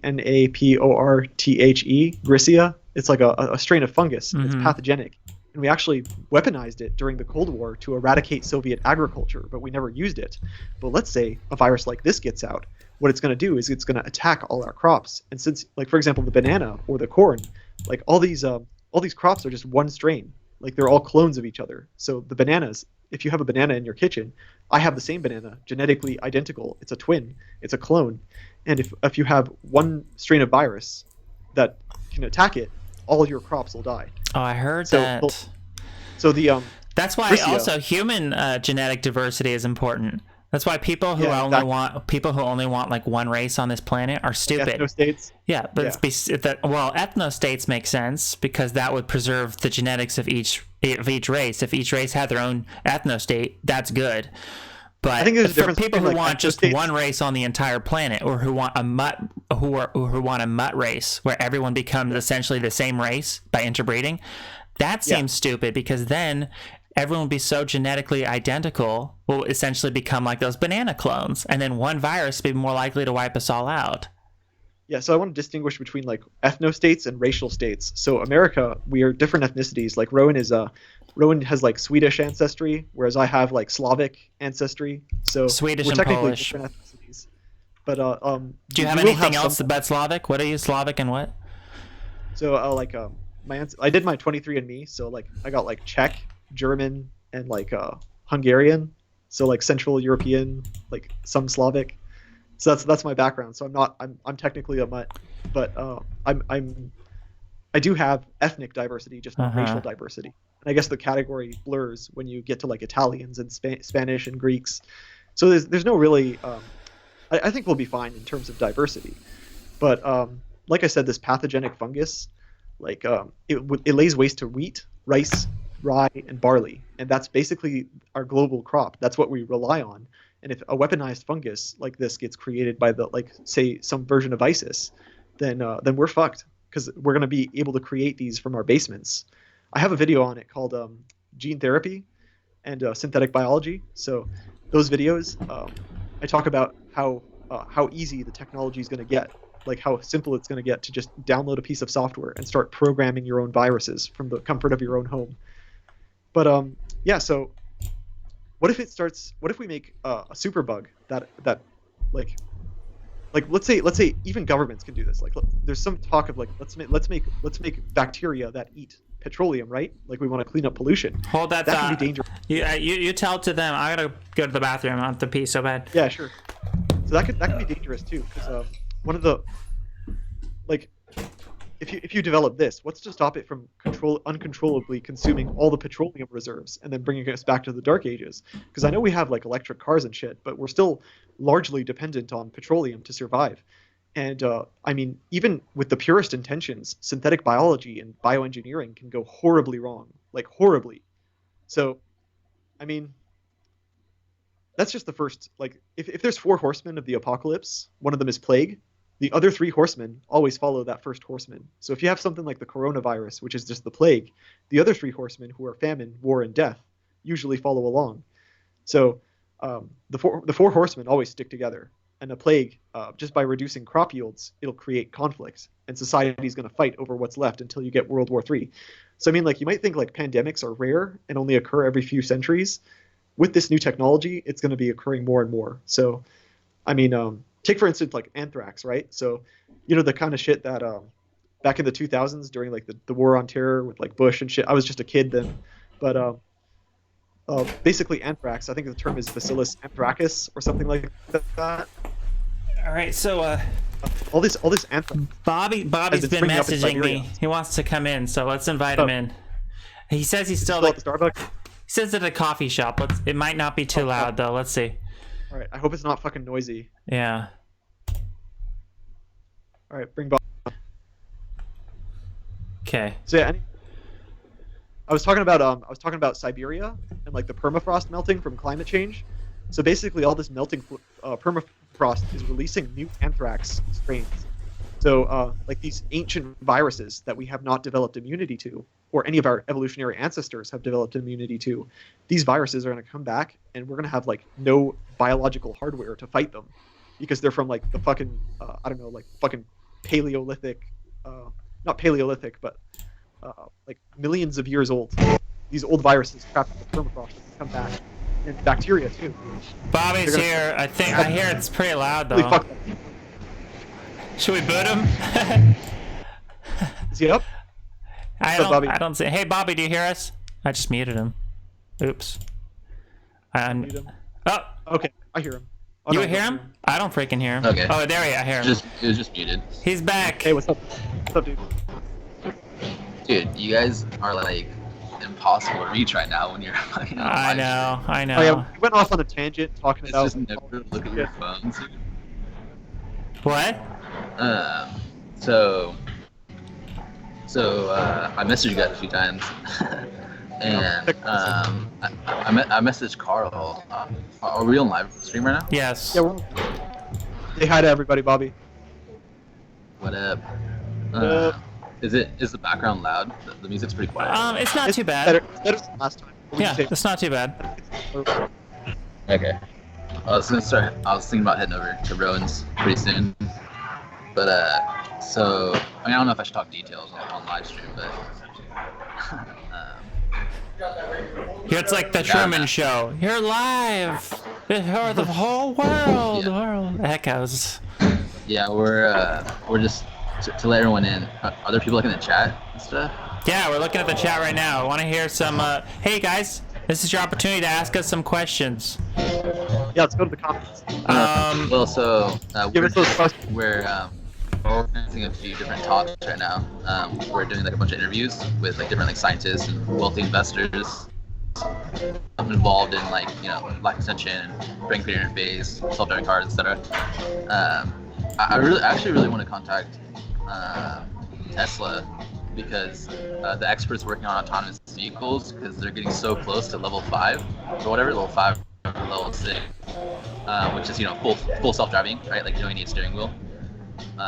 So they'll probably reach that like this year, maybe next year. I'm pretty sure they actually even already reached it. They just need a few updates. I don't know. I heard Elon say that pretty much, like almost verbatim. But right now, like, did you guys talk about David Pierce? We did. We mentioned David Pierce a little bit, and we talked about his views on factory farming, but we didn't disclose too much of the podcast. So, what time are you coming over? I don't know. I might head over right now. It's gonna take me like an hour.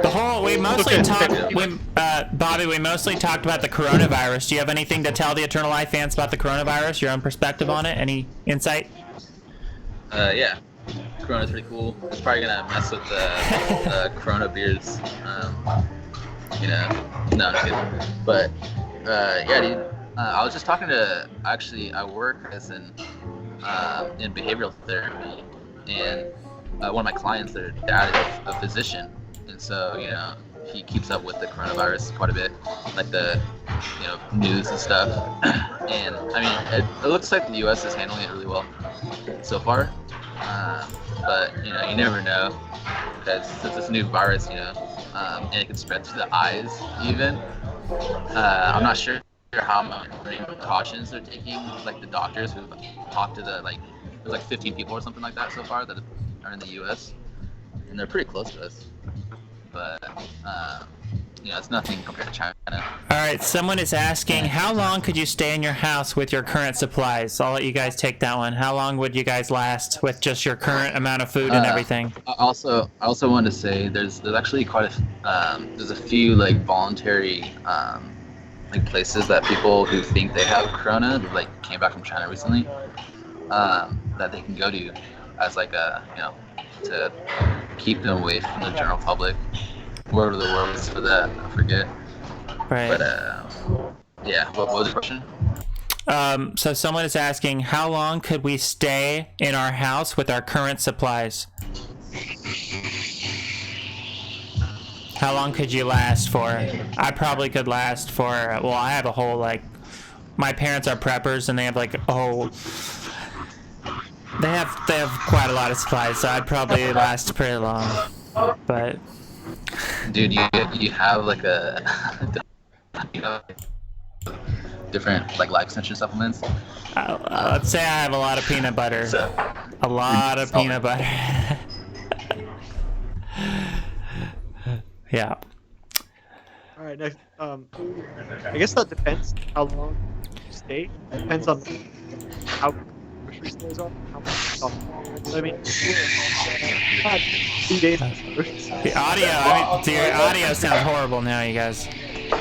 All right, Bobby, get over to Roen's house. Keep him busy. Yeah. You gonna come over to my house now, Bobby? Okay. All right. All right. It's kind of a lot of work. Did you ask them yet if I could hang out they're not here overnight? to ask. I can't yet. Do you wanna? They're not here. Do you wanna like message them?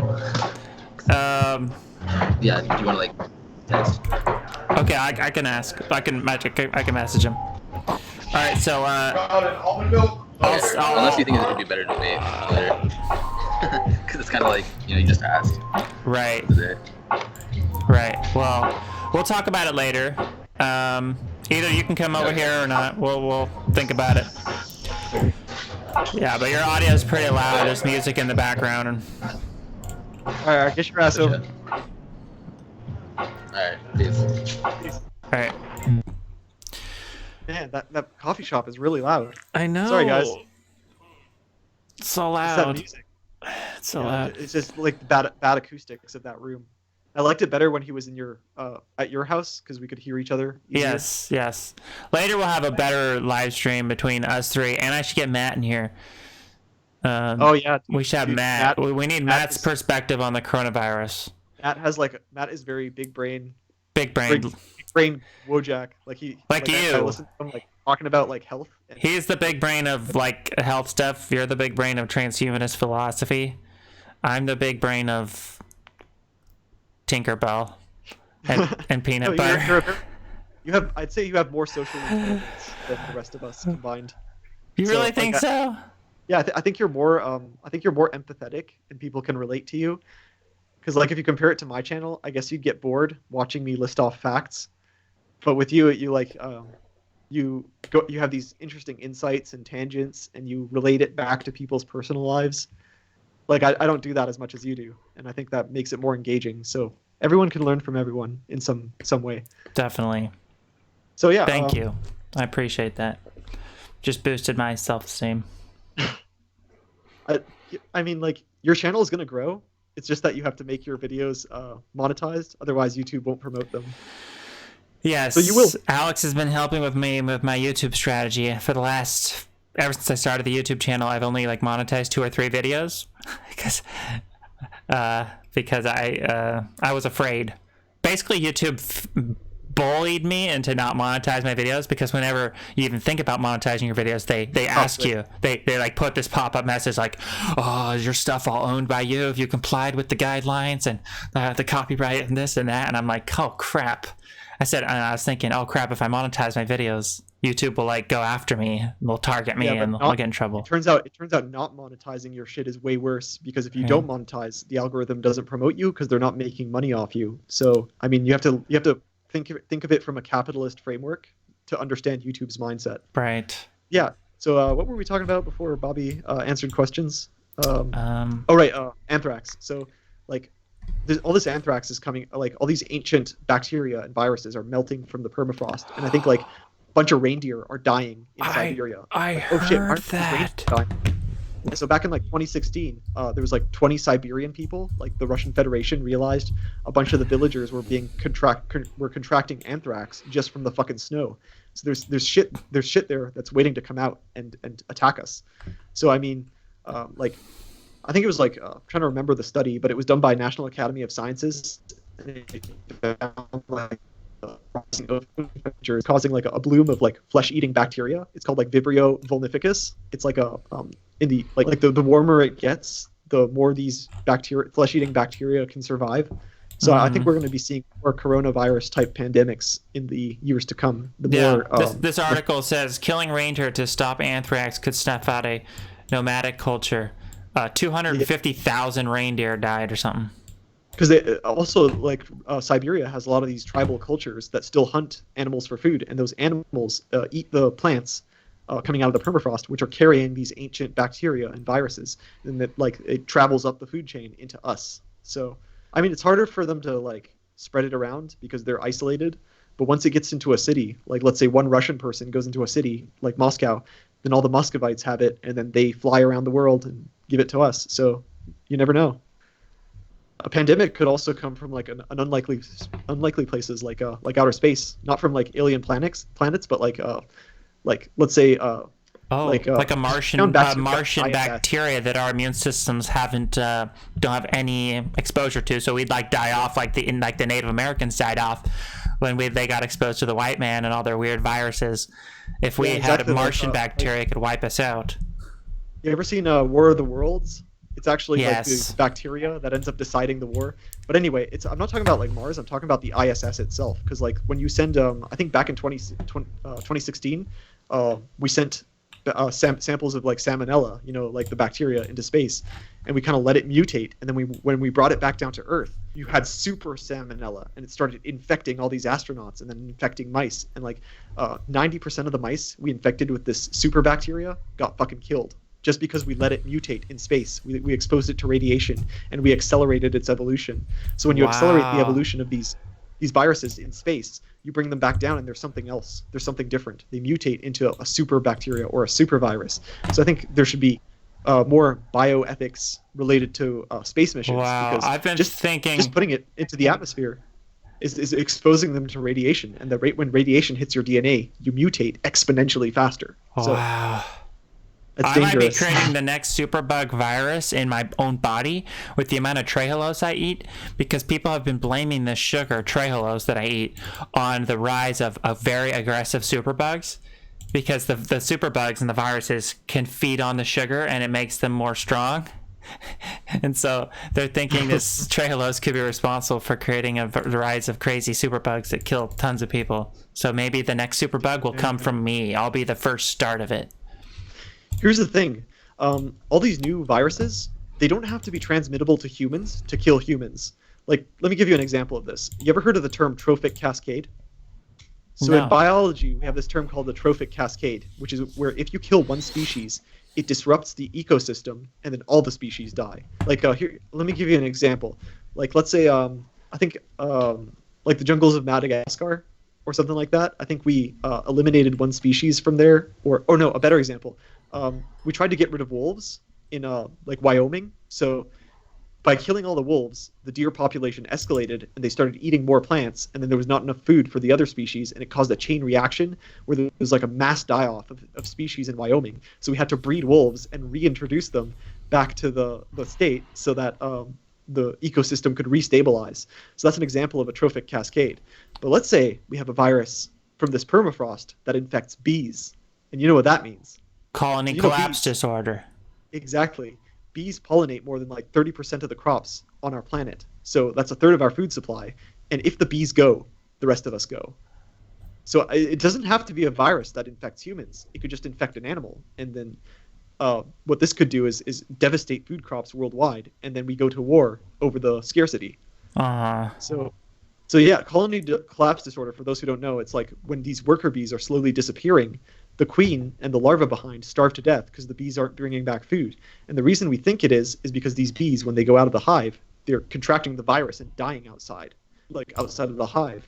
And maybe they bring it back into the hive and kill the bees there too. But usually we just see these bee colonies starve to death because they can't, You're their workers all are going to disappearing die down mysteriously. here. And I think it might be these new viruses we're digging up with climate change. Greta Thunberg So, just popped up in here in our live stream, and she said, yeah, she popped up, and I think she was saying if the bees die, then we're all gonna die.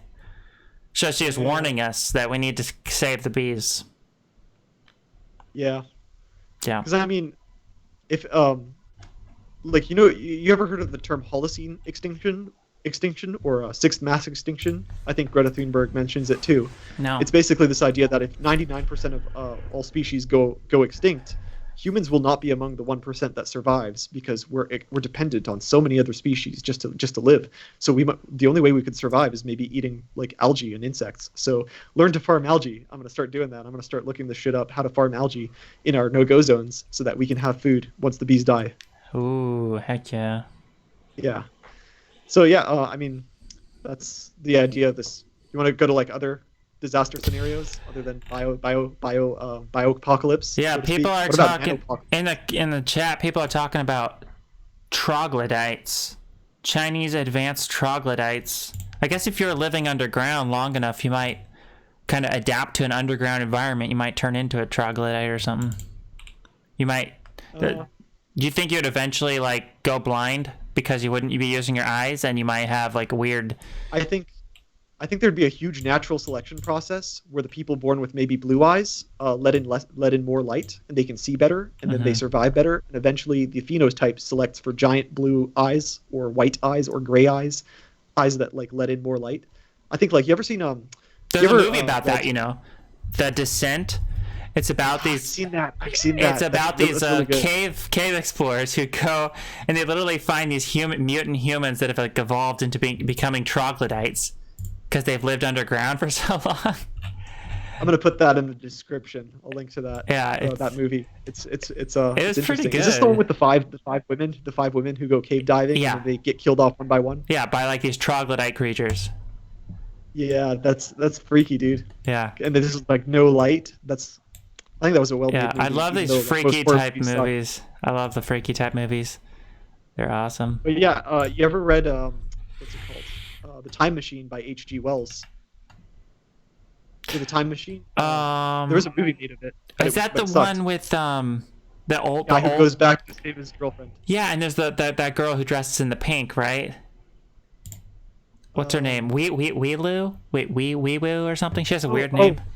So there's two of the And there's two versions of is it the one where he saves her from like drowning and like no one is paying attention to her? She's like dying and she's like freaking out, and like all these people in this society is like weird dystopia because they don't care at all that she's dying, right? So the story of Time Machine, there's actually a lot of philosophy in this story. You ever heard of Hegel? Georg Friedrich Wilhelm Hegel? I mentioned him earlier, the phenomenology of spirit.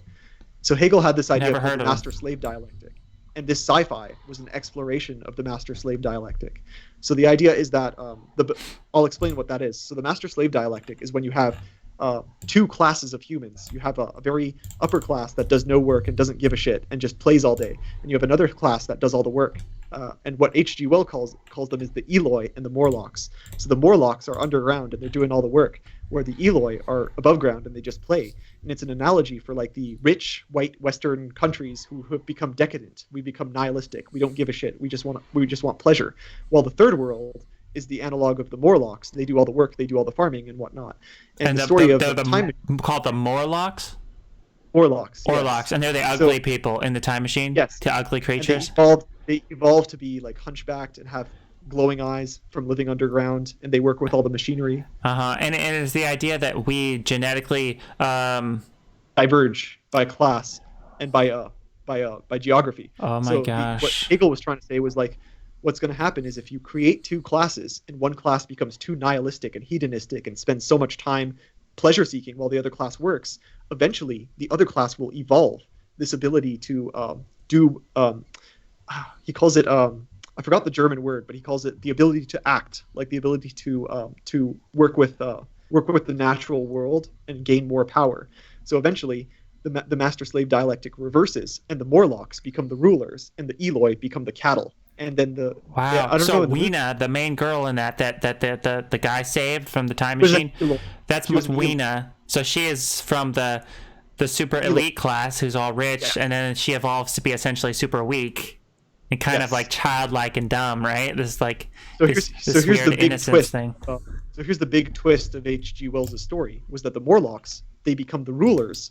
They used to be the slaves, but since the upper class has become so decadent and nihilistic, they rule these caves where they lead the Eloi in to these caves underground, and they slaughter them like cattle. And they eat. So essentially what he's trying to say is that you should not like eventually the it's kind of similar to the Hunger Games as well, because those people end up defeating the elites. The elites end up being this, like, trying to control everything, but then the underdog class ends up overpowering him and taking the power back. So you know Karl Marx, right? So Hegel was a huge influence on Karl Marx, and this is where Karl Marx developed the idea of revolution. The lower classes, we do all the work, so we should overthrow the upper classes because they don't know how to do anything. Mm-hmm. Like, we do all the work. Why don't we just take what's ours? Right. And that's the idea of a synthesis. You're all classes, going to die down here. So that's what H.G. Wells was trying to tell us, because H.G. Wells was a socialist. He was trying to tell us about don't become weak, don't become this upper class hedonistic, don't give a shit about the world, because eventually you're going to get overthrown by look at the migrant crisis in Europe. I think that's an example of the master-slave dialectic in action. You have all these third world people who are used to like working with the natural world. They're all strong and they're having all the kids in Europe, while the nihilistic people and the hedonistic people, they're just on the computer all day, just fucking playing World of Warcraft and drinking and Instagramming. So eventually you're going to see like the Muslims take over Europe. That's why I'm saying convert to fucking Islam and join the Morlocks, and then overthrow. If you keep on saying that, people are going to think you're like a freaking secret Muslimist trying to convert the world to Islam. I'm not trying to convert. Okay, so Islam is just a convenient Islam is just a convenient term I use to refer to the migrants. I just assume most of them are Muslim. I'm sure plenty of them are Christian, like Instead of Egyptians. saying A lot of convert to Christians. Islam, maybe you should tell people, change your language, because you're going to confuse people. Tell them to pretend to be a Muslim so you don't die by the Muslims. So instead of saying convert to Islam, I'm just going to say join the Morlocks, because the Morlocks run the machinery, and the Eloi do nothing. They become lazy and compliant, and you need to return to this philosophy of action, whereby you reverse the roles, Right. and the slaves become the masters, and the masters become the slaves. Put yourself into a position where you will become the new masters. That's what Rowan and I are trying to do. Like the upper class people, all these Hollywood people. You think these fucking Hollywood people are going to survive the collapse? Hell no. They're not preparing like we're preparing. We're the Morlocks, and they're the Eloi. And that's what I'm trying to get at here is a new order will be created, and Hegel calls it a synthesis. So the thesis is the Eloi, the antithesis is the Morlocks, and then the synthesis is the new man, the new species that will arise from the collapse. Heck So yes. that's all I have to say about that. I love it. But yeah, so that's wow, that was quite a tangent. But yeah, there's a lot of there's actually two versions of that movie, The Time Machine. There's the one you saw, which is the old one, and then there's a new one with Guy Pearce. So Guy Pearce is a little bit. Yeah, there's two versions of it. So the original one is actually closer to H.G. Wells's book, whereas the new one, they completely changed the story. So the guy's going back in time to like save his girlfriend, and she keeps getting killed, and he's like, why did the girlfriend keep getting killed? And then he goes to the future. What he realizes is that every time he tries to change the past corrects itself. So he says, fuck this, I'm just going to go to the future. And when he goes to the future, he finds that evolution has split humanity into Morlocks and Eloi. And dude, that movie gave me nightmares as a kid. Like the Morlocks, they make them much scarier. They make them like zombies. And the new one? Yeah. Go watch this movie. Go watch this video on YouTube. Write this down. Blackpilled by Devin Stack, A Tale of Two Time Machines. He'll like analyze the differences between the movies. Okay. Blackpilled by Devin Stack, Uh-huh. A Tale of Two Time Machines. Found it. So he'll analyze the contrast between the two movies, and itself it will explain how the master-slave dialectic is sort of emerging just by the portrayal of the two movies. Awesome. Yeah, so H.G. Wells, he's the same guy who wrote War of the Worlds. So it's funny how we're like moving from one of his works to another. But yeah, anyway, so that's the idea of one kind of collapse. You want to talk about like nanotechnology or AI? That's also that could be more dangerous than bio collapse. Do you think? Yeah, let's talk a little bit about. Actually, there's more to my coronavirus presentation. Let's talk about that. Yeah, sure. So let's do it. You were talking about the Resident Evil thing. Let's explore this more. So, Sure. Have you seen the company in Wuhan that was like a biotech company, and their logo looks like the Resident Evil logo, and it's a direct. What's it called? You never What's it seen called? that? No, I haven't. What's Oh it my called? Look it gosh. up. Can you see can you actually just open the video of this live stream, and then you'd be able to see it right on the screen? Oh yeah, sure. Because I'm showing it right now. Pull it up. Pull it up. Okay. Oh, hang on. I gotta refresh. Fuck. I gotta refresh. I'll send you the actual link. You don't have the video link to this live stream we're doing right now? Oh, dude. Holy shit, it's the same fucking logo, except it's blue. Yeah, it's a direct inversion. This is the first time you've seen this? What the fuck? This has got to be a conspiracy of some sort. Yeah, Yeah, holy shit. that's what everyone's Were they saying. not- What? Were they not thinking this out when they fucking planned their logo? Holy shit. Oh, it dude. gets even more strange, dude.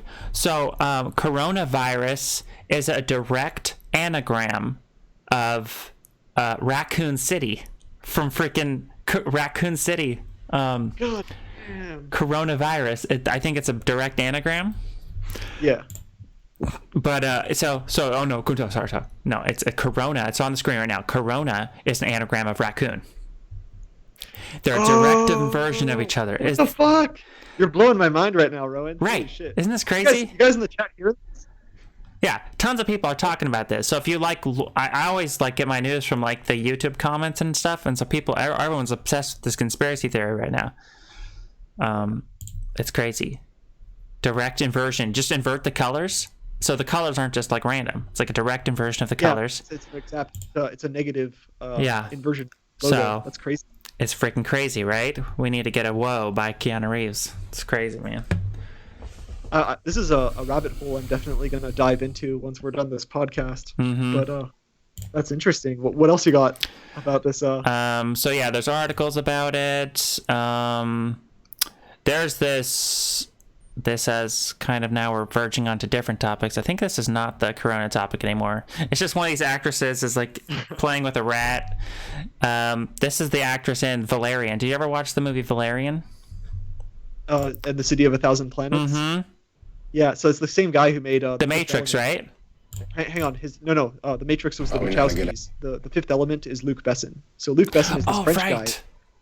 So Luc Besson is this French guy, and he makes these weird ass movies. Like, it feels like they suck, but they have a charm to them that makes them good. Yeah, so, like he Fifth made Element, the movie Leon. Leon, that's not freaking sucky. That's freaking good, right? Yeah, he so made like the Fifth Element, like people are like, oh, this movie sucks, but then they keep watching and they're like, oh, it has a charm to it. That's how I felt with Valerian and the City of a Thousand Planets. Do you recognize? Can you see like what the screen, like basically in live? Like, do you see the live stream right now? Like the guy she's with? Do you recognize that actor? Yeah.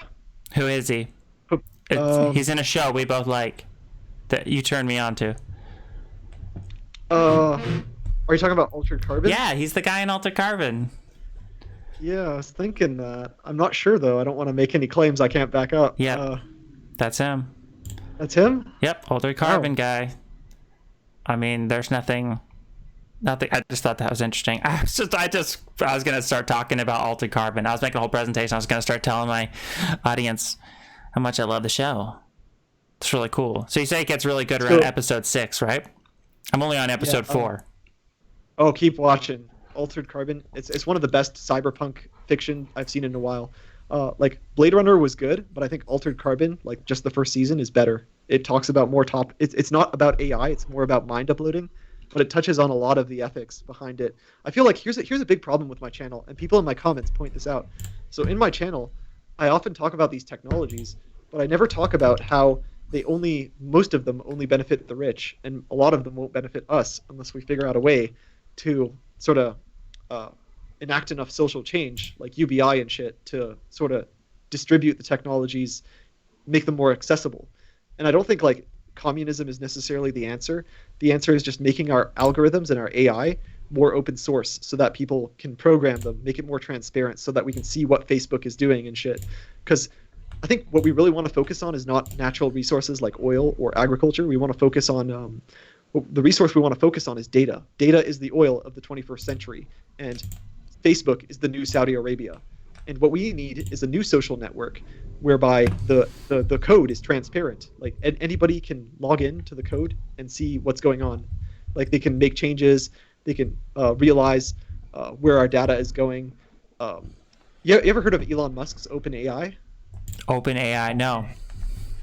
So Elon Musk is trying to create a more distributed, decentralized version of artificial intelligence whereby regular people would be able to make more contributions to the code and also review the code and like open source stuff. Yes.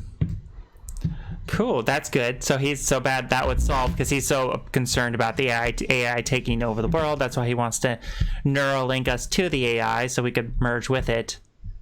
Yes. And now he wants to do open code as well. That's cool. You ever heard of Dr. Yuval Noah Harari? No. So Dr. Harari is this historian. He talks about this thing called dataism. It's good, and he says it's going to be the new religion of the 21st century. So dataism is when the average person comes to worship AI search engines as the new. Hold on, I'm getting a message from Bobby. Okay. Bobby says, "What's up?" I think he's. Look at your messages, you plebs. Okay. Let me pull up the messenger. Blah blah blah blah blah. Fuck. I think he's getting close to your house. Oh, cool. He come in here and join us in a quiet room. Yeah. I like that way better than talking through the fucking Starbucks. Hang on. Bobby says, I can't head over unless I get confirmations because I don't want to ride over there. Then if you leave, I'm screwed. Fuck. Okay. Oh, he's asking, how long is Alex going to be there? I'll be here a while, dude. Don't worry about it. Yeah. He's asking if he should bus it. Is that yes or no? I think I'd have a better chance of asking a better chance of actually getting a yes if I talk to, ask permission in person and try to talk it over rather than through Messenger. You want to go talk to him? I'll keep No, the they're audience. not here yet. I can't do that right now. Oh yeah. So we'll just do that. We'll handle that later. Mm-hmm. I think that's the best. I can't do all this right now while I'm live streaming. Want to answer some more questions? Yeah, let's do that. Okay, so yes, live streaming questions. What have you guys been saying? The heck? Pull this up. I can't find my thing anymore. Oh, here. No. Lol, Roen probably eats more trehalose than anyone in the U.S. Well, yeah, because he's got migraines. He's got a. Yeah, I don't have them Here's the anymore thing. though. Everyone's them. life extension regimen should be personalized towards them. So if you have an increased, like, get your 23andMe done and see what risk genes you have. Yeah. And then based on which risk genes you have, those are the life extension drugs you should take. Yeah, trehalose cured my migraines for sure. You ever get 23andMe done, Rowan?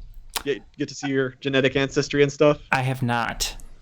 And all like your alt-right fans are going to want to know if you're Jewish. I'm obviously not Jewish. You can tell by looking at me, right?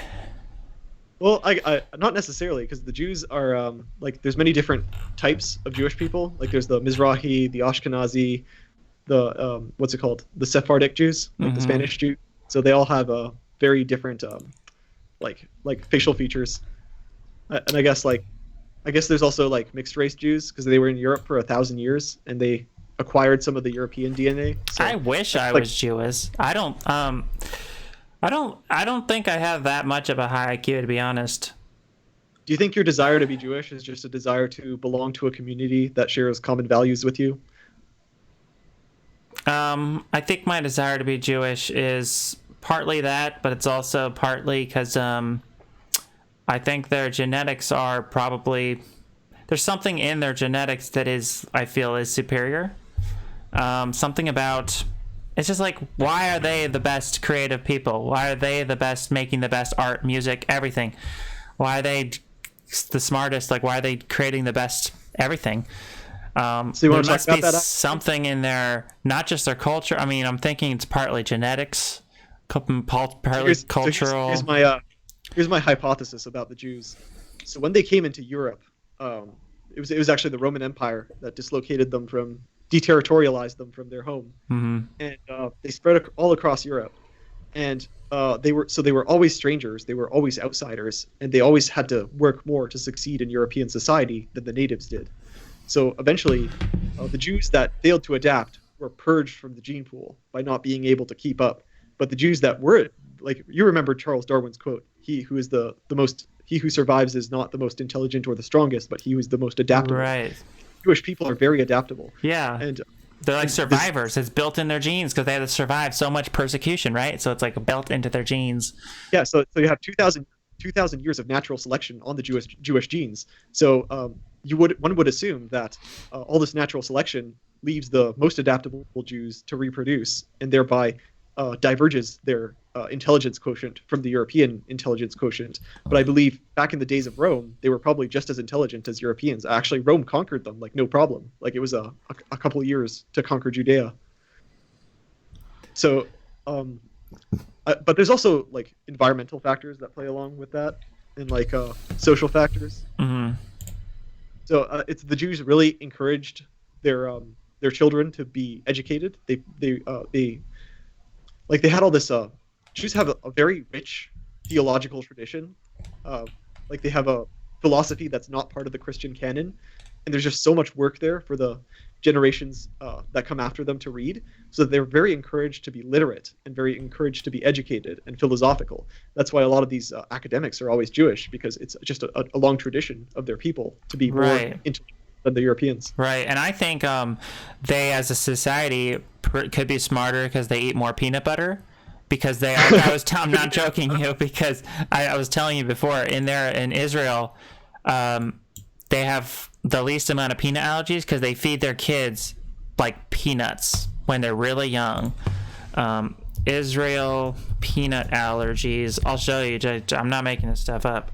They have a snack called Bamba.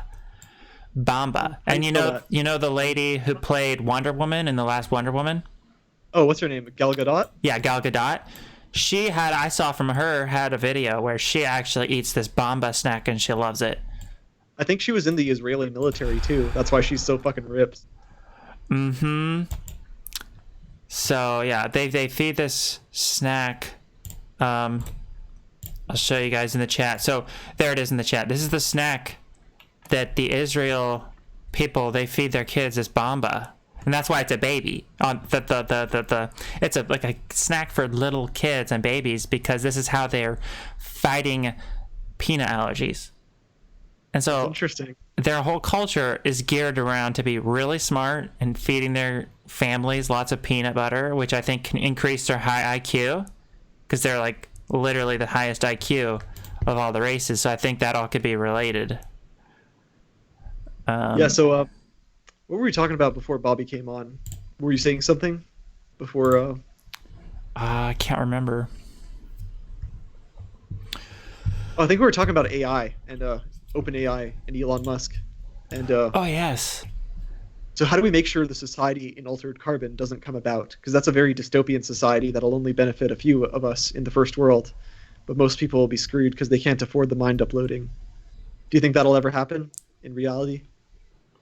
Mind uploading? Yeah, like the Mets in right. Altered Carbon. That'll actually become a social class, and you're going to see like the Hegelian dialectic emerge between the master and slave. Do you think that'll be? I think that I think that's how it's going to go. I think that basically the rich elites won't hog all the stuff to themselves because they will eventually invite. I think it'll be like Elysium, but it won't be like where the poor people force the rich people to give their stuff. You know, like in Elysium, the poor people kind of they took over and stole the rich and the advanced technology that the rich were using to heal themselves. I think the reality would be like the rich people will be working on all this anti-aging stuff, just like in Elysium. They'll probably create their own little secret culture and their own state, their own whatever. And eventually they'll have a very strong vetting system. They'll be like monitoring the population of the poorer class for extra worthy people to be invited into their culture, into their society. So they'll kind of adopt certain people if they're worthy enough to enter their like elite Elysium society. It won't be coerced because the poor people won't be able to beat them. So it's just all these poor people and these, people living out in their chaos in their clown world. And it'll be the Elysium culture that's like extra advanced, and we have to be like good enough to merit qualification to be allowed into their little society. And it'll be like, because you're not going to beat them, you have to be good enough to be with them, and it'll be like them vetting everyone else. It'll be like a walled off society. It'll like Trump will build his wall. This could be like America, it could be certain parts of America, certain states. I think we talked about like in our last podcast, like how you can become financially stable enough to to like elevate yourself to that level. But do you think the Marxists are right and there'll be a revolution for the human people against the mind uploaded people, like another synthesis between the master class and the slave class, or will the master class just become too powerful for the slave class to rebel? I think the master class will become way too powerful. That's why I said, the poor people won't be able to like to fight back. It'll be like the Silicon Valley becomes the hub or whatever. They'll be walled off. They'll build up their wall. They'll have patrolled with drones. There'll be like drone armies like protecting them, right? All these rich people in Silicon Valley or elsewhere. It might be a few places in the world. There might be a few of these like elite cities, and eventually I think it'll be like In Time. You know the movie In Time?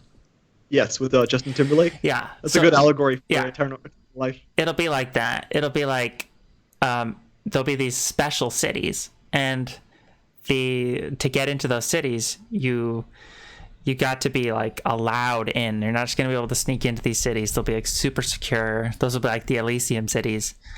So and then I think the true people living forever will be, of course, the people with the anti-aging technology. And then there'll all be all these supposed mind uploaded people, like in that episode of Black Mirror, where people have supposedly mind uploaded into the cloud or whatever.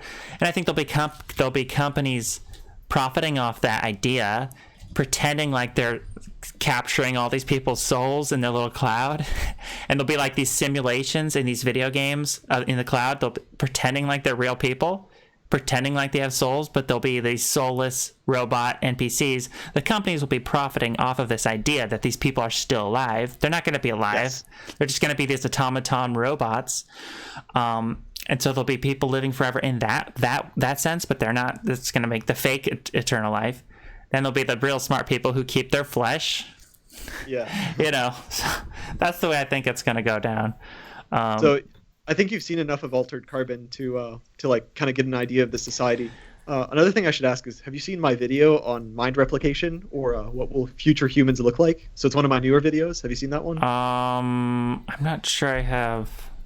It's the one with like the 3 people, like digital people. If you go to my channel, it's called "What Will Future Humans Look Like." I'm not sure I watched this one. Let me see. The title of the thumbnail is called "Mind Replication." So I talk about like the altered carbon society there, and I do entertain one way in which the slave Is that class... the one that says, "Will humanity become a hive mind"? Before that, the one before that.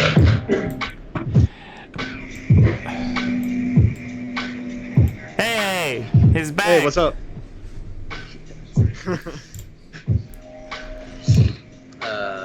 So What's the news on the bus? What time? yeah, I messaged you guys, but Yeah. I think I can't ask permission right now. I think it'd be better to ask permission if you could stay over the night in person. I think it would go over better than to try and message and everything, you know? for sure. Okay, for sure. Yeah, I guess I'll start heading over. Alex, how long are you gonna be on for? I'm gonna be on for like another 4 hours. Don't worry about it. I'll be here when you get here. Maybe 5 hours. Who knows how long this goes? Should I bring some food over, Roen? I have plenty of peanut butter and trehalose. I'll make you a peanut butter trehalose sandwich. Dude, I want some. Yeah, I want some trehalose. We should get some royal jelly, dude. I think I might stop and get some. Cause I really want to start making like royal jelly sandwiches, or I mean, at least supplement it. Yeah. You know, since it's like so robust. If anyone chills with me, they get an endless supply of peanut butter. You just hang with me and I'll just stock you up, man. And trehalose. Oh, so let's answer some of these questions. This can get gross. All right. Alright. So my video. I'm gonna start heading over there. Okay, yeah. All right, cool. You wanna get here? Peace. Good luck. So my video, mind replication. So in the middle of that video, I'd say around the 15-minute mark, I discussed this idea of one way in which the slave class could overturn the master class. And here's how it works. So all these Elysium people, these Methuselahs, the Mets, will be uploading their minds to computers, right? What was the video called again? Will humanity become a hive mind? Oh, it's the one before that. What will Before humans that. look like in 1,000 years? That's it. Got So it. In the video, you don't have to watch it. You don't have to open it. I'm just 15-minute opening. mark, I'm maybe letting it 10-minute play mark, I discuss muted. this I idea. meant letting it play muted as you talk way about it. Yeah, so I talk about the notion that these mind uploaded people, this rich elite, these people will be living in virtual worlds, and eventually they won't be able to distinguish reality from the pleasure world, because they're like the Eloi, right? They're so hedonistic. They get so immersed in these simulated worlds, these video game worlds, that they get lazy, just like we Westerners are immersed in like World of Warcraft and fucking video games. We're going to get so immersed that we can't tell the two worlds apart. But the people who aren't mind uploaded, they're going to understand how the real world works, and eventually the master class will forget about how they're allowed to exist, like why they exist. They'll forget about the fact that they are mind uploads. They won't be able to distinguish between the physical selves and the digital selves, whereas the people who aren't mind uploaded now control the power supply, so they can cut them off. They can kill the Methuselah class. They can pull the plug on these rich elite, and the rich elite won't know any better because they ignored their eternal life. Yeah, They got so- exactly. Like I feel like the people who keep their flesh, those are the elites of the future. These people, if these people in the mind uploaded cloud, who that's their only existence, and they've don't have the flesh anymore, they're completely open and susceptible to being completely controlled because their computer circuitry, if they're even alive at all, let's say hypothetically they maintain their consciousness and they're somehow still alive in the cloud or whatever, how the heck that works, let's say they're alive in the cloud, then they're vulnerable to the flesh masterclass, who can then recode their, you know, everything. They can put an EMP bomb or whatever, or just turn the power off, just a power switch, go boom, you know. So the thesis I have here is the intellectual I'm discussing in that video. His name is Robin Hanson. He's a professor of economics and I see Randall Cohen.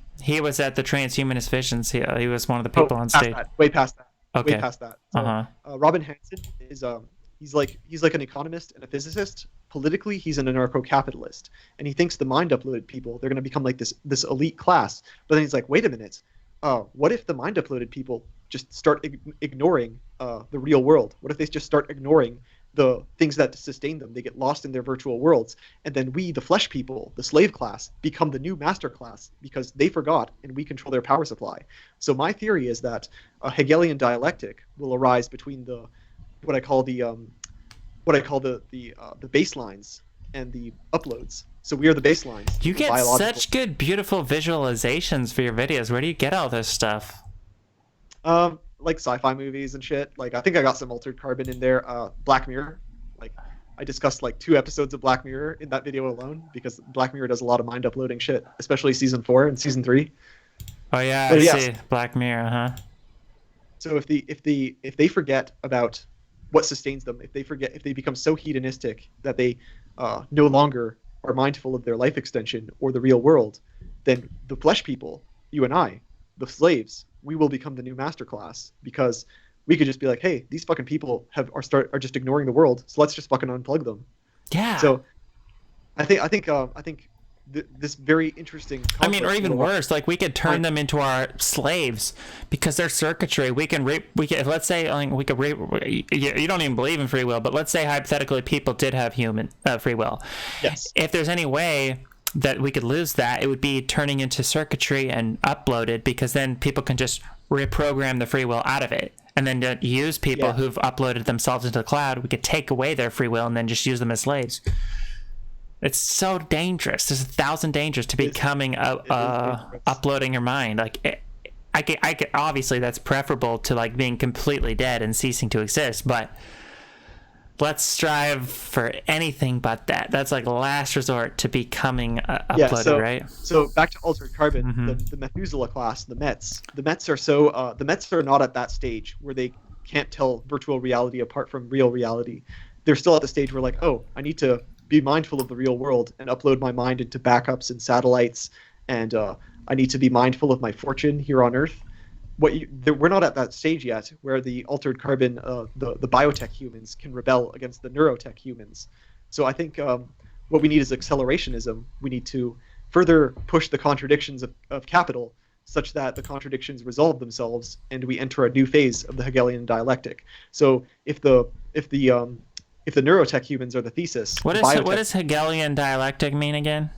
Okay, so I'll explain what that is. So Hegelian dialectic is when you have one humanity, right? But then because of social conditions, you create 2 classes of humanity, 2 different evolutionary paths. Okay. And then one of them they become extremely unequal. One of them becomes hedonistic.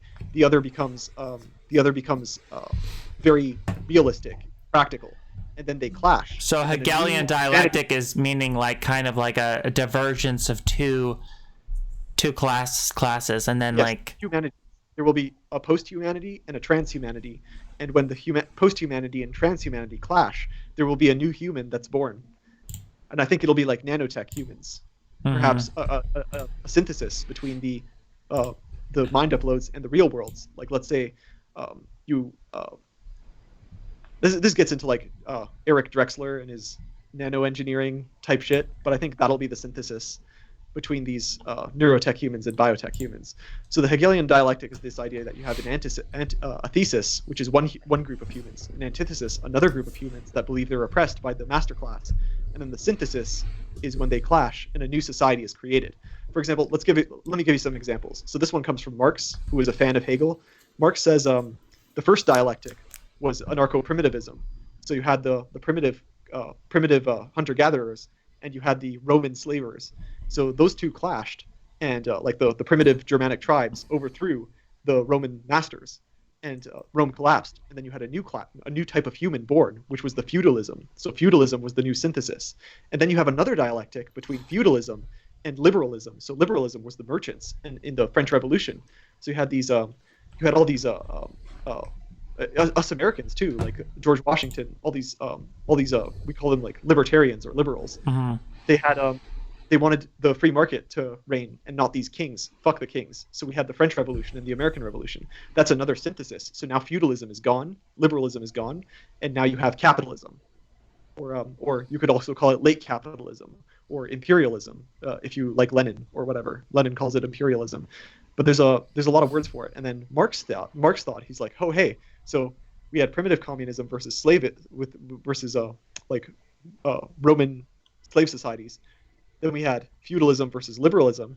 Now we have capitalism versus socialism. So when capitalism and socialism clash, what will be the new synthesis that comes from capitalism and socialism?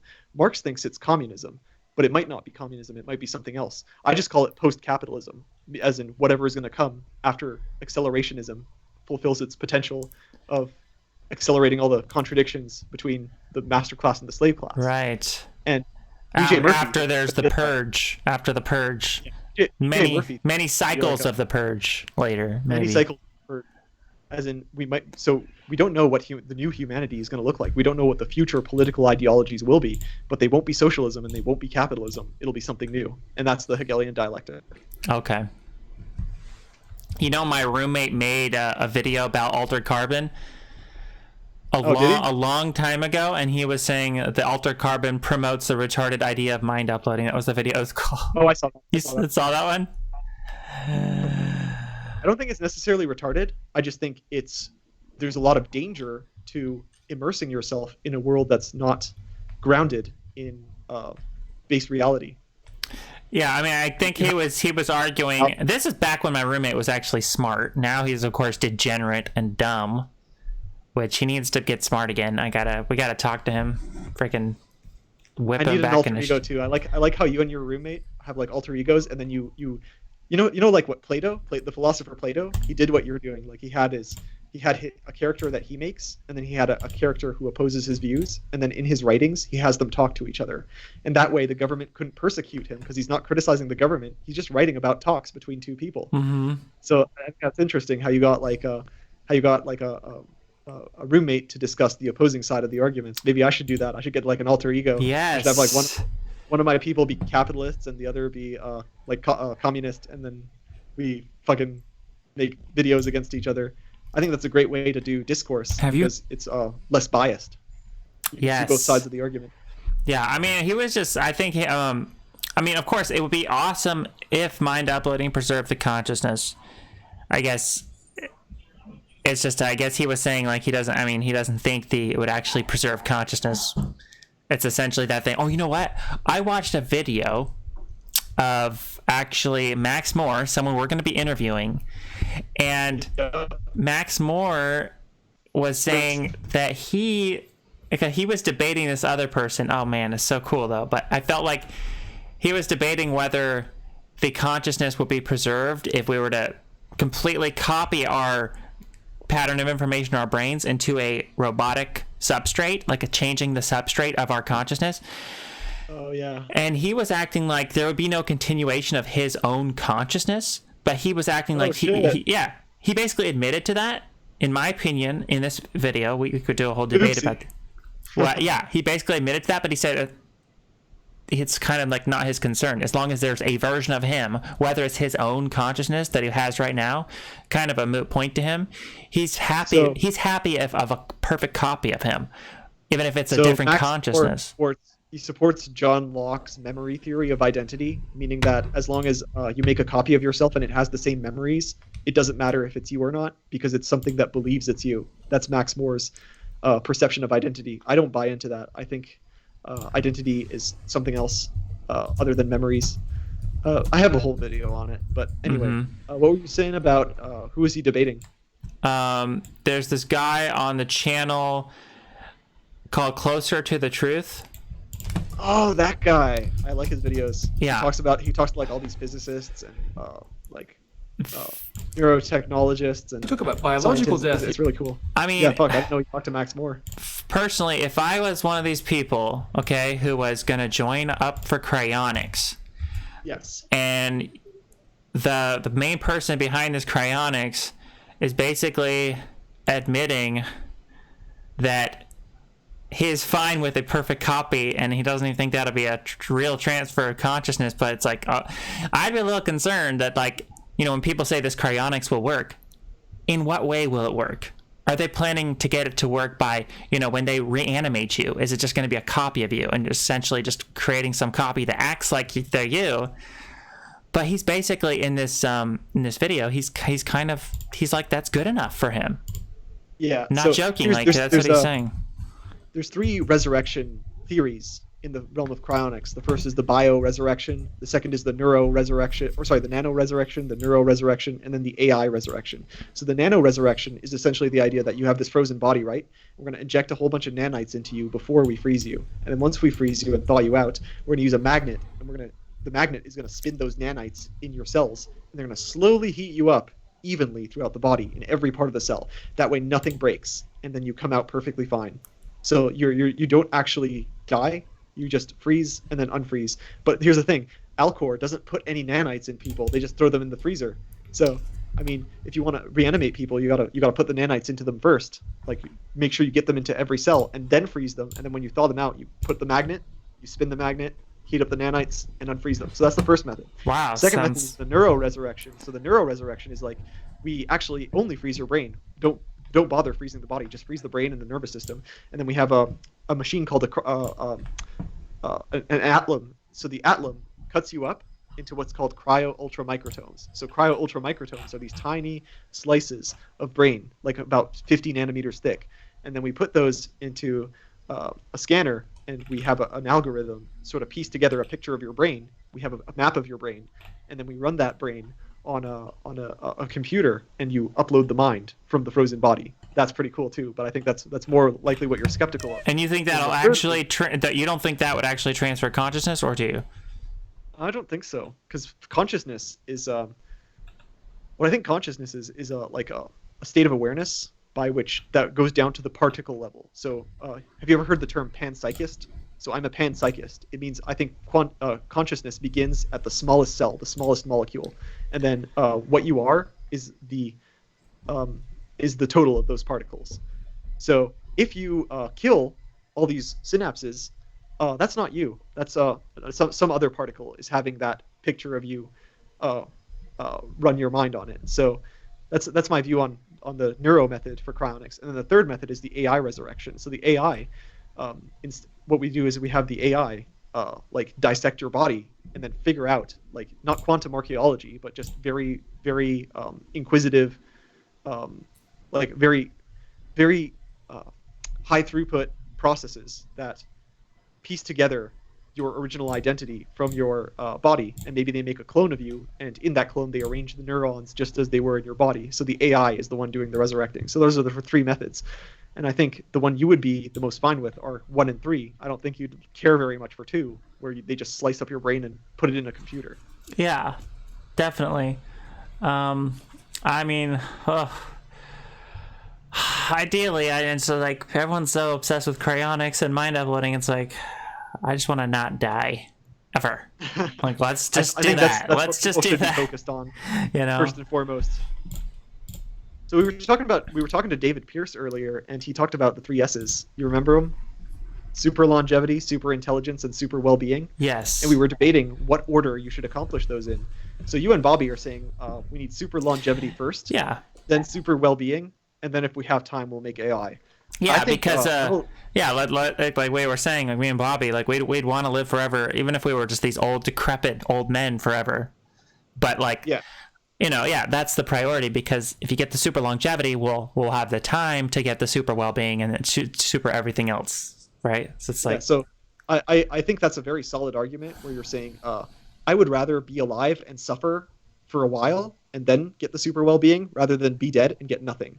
So I think that's a very solid argument. But I've entertained this possibility Because that dead people instead- are. What do you think dead peoples are? Dead people are they're returned to nature, so to speak. I don't believe in a soul. I believe in a one world theory.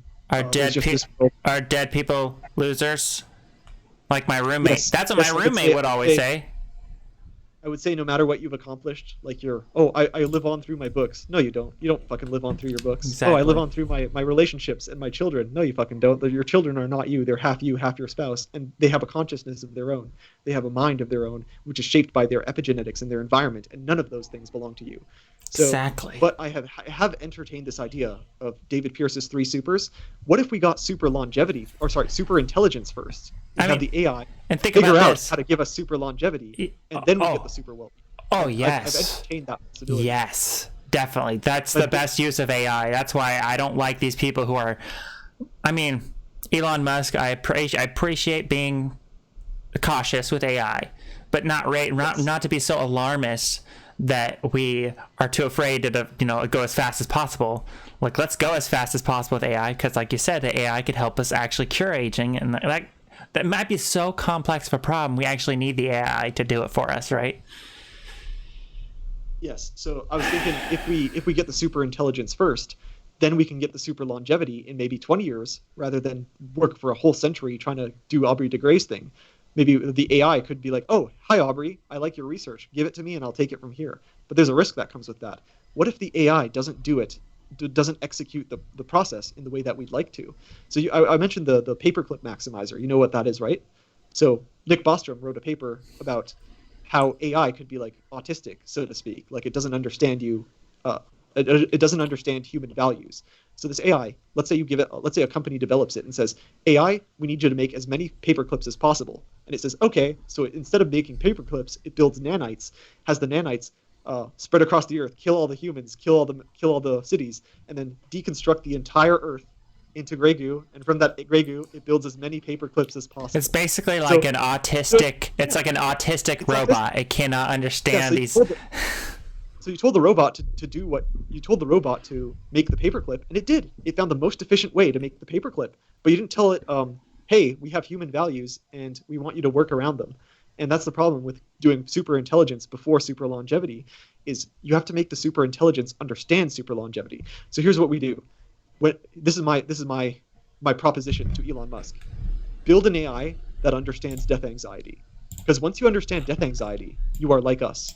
We humans, Yes. I define human consciousness by our ability to understand time and our ability to understand our own deaths.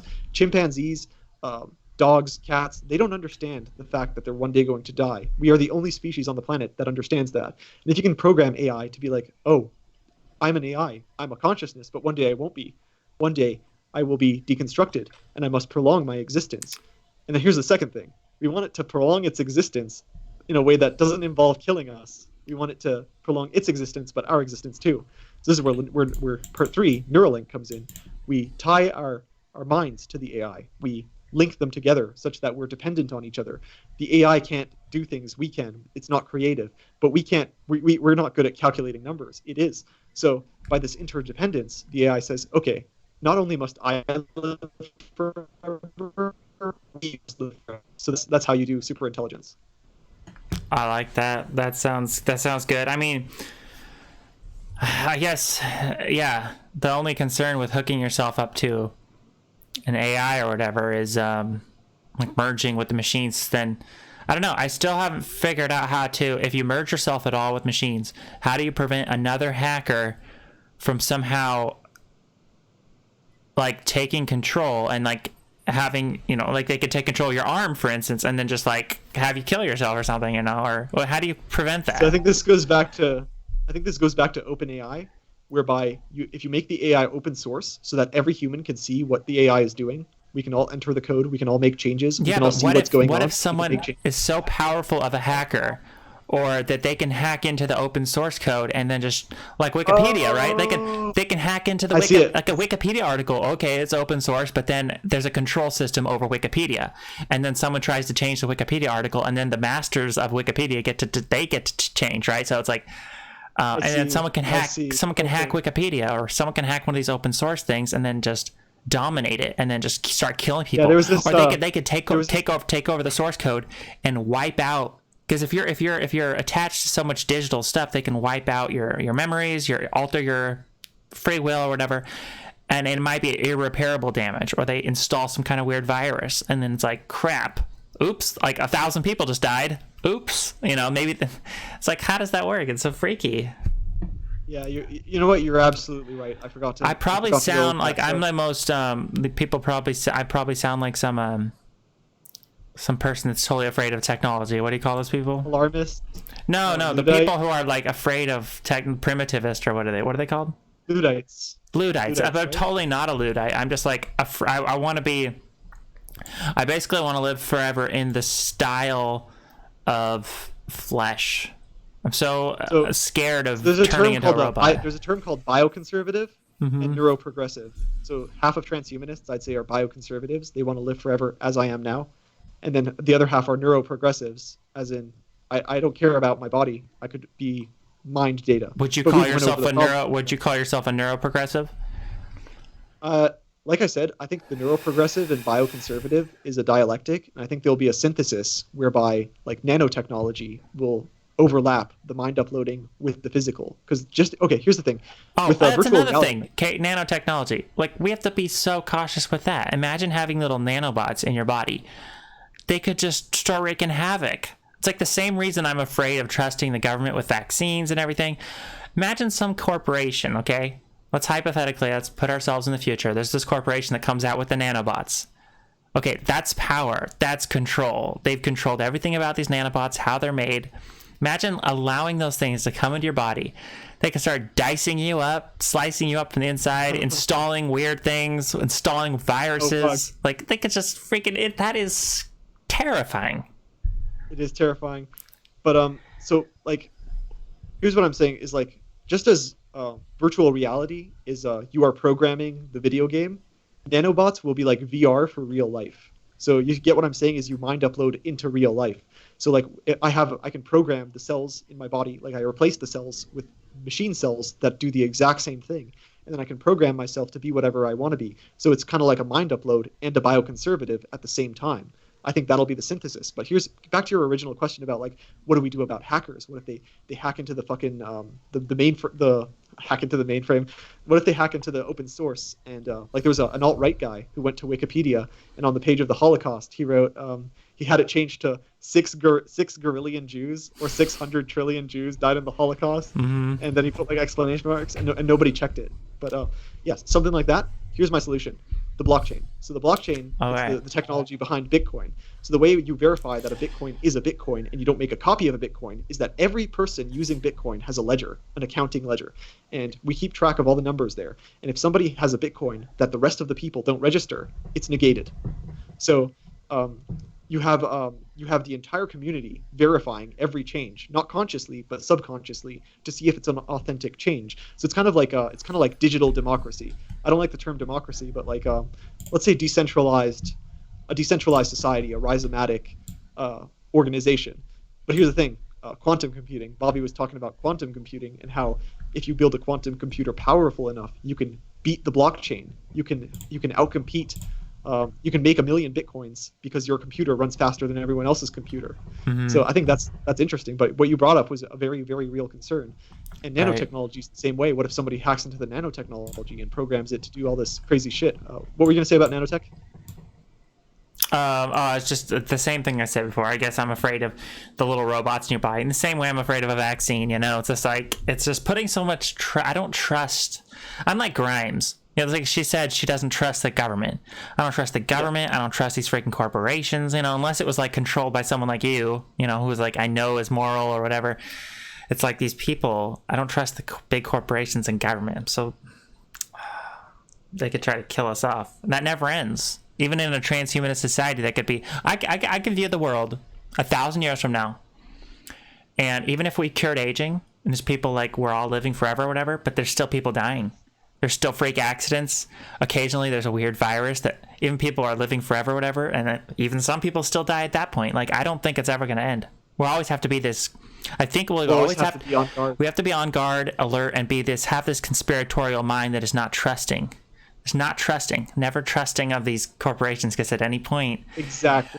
weird agenda. They might have some weird agenda, because these elite people, they get weird ideas, like where they feel like they're the gods and they just decide everything for the human race, and they might get a weird idea about, oh, these people should die, and they just get this weird idea where they feel like they can play God, and they'll just try to kill off certain people, even if they're transhumanists, they're living forever or whatever. They might still try to kill them. Just imagine one of these, like Richard Spencer gets control of the technology. He's like, okay, I'm going to build a virus that's going to target the melanocytes. So the melanocytes are your skin cells that carry the melanin. And if you have a certain degree of melanin, we will kill the virus will hook onto those cells, those melanocytes, and infect only those people. Yeah. So then he releases the virus, no black people. Exactly. One year, every black person on Earth dies. Yep. They could do crazy shit you could do with biotechnology. They could do race targeting. They might eventually, even if there's a society, an advanced society of people who look like they're living forever, at no point are we safe, because some people, some elites at the top, some secret society could develop where people want to take power, and then they might get an idea like they just don't like the way culture is headed. They might say, well, these people are just too degenerate. I don't think society should look this way. And they might get an idea like, well, we need to kill all these people because we want a society that's more traditionalist. And they might not like this, like what they would perceive as degenerate, right? And so I think we're getting a little too pessimistic here. So let me inject some optimism back into the conversation. Okay. So this idea of always being on guard for the rest of eternity to make sure we don't die, that sounds negative to people, but I think that's what makes life interesting. Yeah. Is when you're on guard. Like, in order to not become the Eloi, you have to become an eternal lifespan. Yes. You must always be on guard. Yes. And otherwise, if you become complacent and degenerate and hedonistic, you become the Eloi, and then the Morlocks will overthrow you. So you always have to be mindful of your surroundings. You shouldn't get lost in these virtual worlds, whereby you just become this masterclass of hedonist that doesn't actually do anything in the real world. I think that's why we should be mindful of the dialectic. But yeah, so going back to nanotechnology, so it seems like the dumbest scenario ever to occur, but for a lot of our followers who think it's dumb, I mean, consider the fact that we are already nanotechnology. What a nanite is just doing something whereby it replicates and stores information in the replicated copy. So viruses are nanobots. The coronavirus is a nanobot. Yes. And we've been doing that for 3.5 billion years. We evolved from nanobots. The original nanobot, here's the original nanobot. It was just a piece of DNA with a polymerase enzyme. And the polymerase enzyme made copies of that DNA using the DNA which programmed the polymerase enzyme. So it was a feedback loop. That was the first nanobot in the history of the universe. So this nanopocalypse already happened 3.5 billion years ago, and it's the only reason we're here, because these nanites allow us to exist. But now imagine, here's how nanotechnology can go wrong, is what if we're building a new kind of life that competes with our nanotech? So we're organic. I like to call humans and all life organic nanotechnology. But what about inorganic nanotechnology? So organic nanotechnology has carbon. Most of the molecules in your body have carbon or just water. But what if we start making nanobots from silicon rather than carbon? So now you have an alternative form of life that's competing with carbon life. You have carbon versus silicon. So let's say we just use it for a benevolent purpose. Let's say we want to BP oil has another oil spill, and we want to clean it up with nanobots. So we develop this nanobot, this organic nanobot, that deconstructs the oil in the water and turns it into harmless molecules that just dissolve in the ocean. But what if replicating nanite, it makes copies of itself to do the same thing, and then they cover the oceans, and then they start evolving just like life does, but evolving even faster, because maybe we gave them more information, because DNA only has 4 base pairs.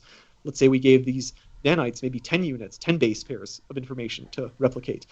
They could evolve way faster than we can, exponentially, and that would be really terrifying. It's what's called the gray goo. You ever heard of it? I saw a movie a long time ago, I think with Keanu Reeves might have been in that movie, where there's a gray goo. Wait, no. The Transcendence. No. Wait, there's one. Wait, what was that one? Is it The Day the Earth Stood Still? Day the Earth Stood Still. There's one Not really nano. There's one with. Not really great. Just advanced technology. That looks like an old movie. Wait a second. Oh, there's 2 versions. There's an older version and a newer version. Oh, I think it might be that one. Then there's the one with Johnny Depp. the Transcendence. I think that has the gray goo in it too. Okay. It's like nanotechnology just taking over the world, right? So here's the thing. The Johnny Depp nanotechnology, I think it's bullshit, because there's a certain degree of there's a certain limit to how small you can make an integrated circuit until the AI commanding the nanites can no longer command them. For example, biological nanites, our nanobots, they're too small for a computer to ever be able to give it orders. I think the Johnny Depp the Transcendence nanites are bullshit. I'm talking about organic nanites that don't need commands. They just do. They just replicate themselves. And they replicate themselves and consume oil, and that's all we make them for. Like, just replicate yourself and clean up hydrocarbons. And that can be dangerous because we could be creating a whole new form of life that evolves to consume hydrocarbons. And we have carbon in our cells. So what if the nanites say, like, they mutate, the nanites mutate and say, okay, now we're not just going to consume oil or petroleum. We're going to find carbon in Roen, and we're going to start taking Roen cells apart and taking the carbon out of there, because that's what we are. That's like, you can't blame a living thing for doing what it's doing. The coronavirus isn't evil. It's just replicating. That's all it's doing. It has no brain, has no will of its own. It's just trying to make copies of its DNA. Yeah. And I think that's what we evolved to do. Eventually, like, we just bred to make copies of ourselves. But eventually we developed this idea of death anxiety, and a new kind of evolution emerged alongside that, the mimetic evolution, alongside the genetic evolution. And now we don't just want to preserve our DNA. We don't just want to make copies of our DNA. We want to make copies of our mind, our ideas. We want our mind to persist forever too. But yeah, so if we ever do that, here's how we protect it. We install a kill switch, a genetic kill switch in the nanites, such that if it's ever exposed to like say land chemicals, if it ever comes out of the water and onto land and it's exposed to a molecule there, the molecule destroys the nanobot. So I think that's the idea of a genetic kill switch we can install inside them. All right, it sounds like a good idea for sure. Were we gonna say before I jumped in with the nanobots? I can't remember. Sorry. In the chat, people are talking about 23andMe. Oh yeah, so Gilgamesh Report says, be careful with 23andMe terms and conditions regarding data privacy. The moment you agree to 23andMe, you donate your genetic data to third parties. Yeah, like the government. So the government's going to have copies of your genes. And if Richard Spencer gets into power, he can tell who's a Jew and who's white. So, I mean, I guess it's your risk. It's all up to you. Yeah. I totally agree, though. We need to be on guard against people with their weird agendas and be careful.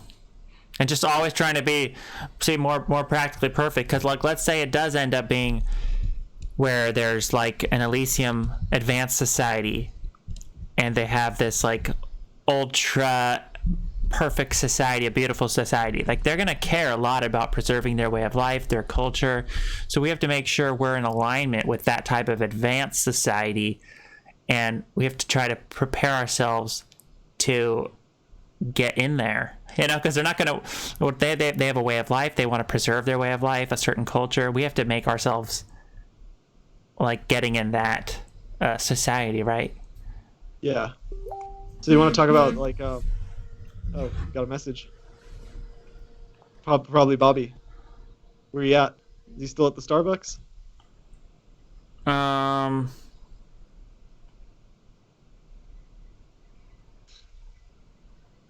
Oh, that was not Bobby. It's someone else.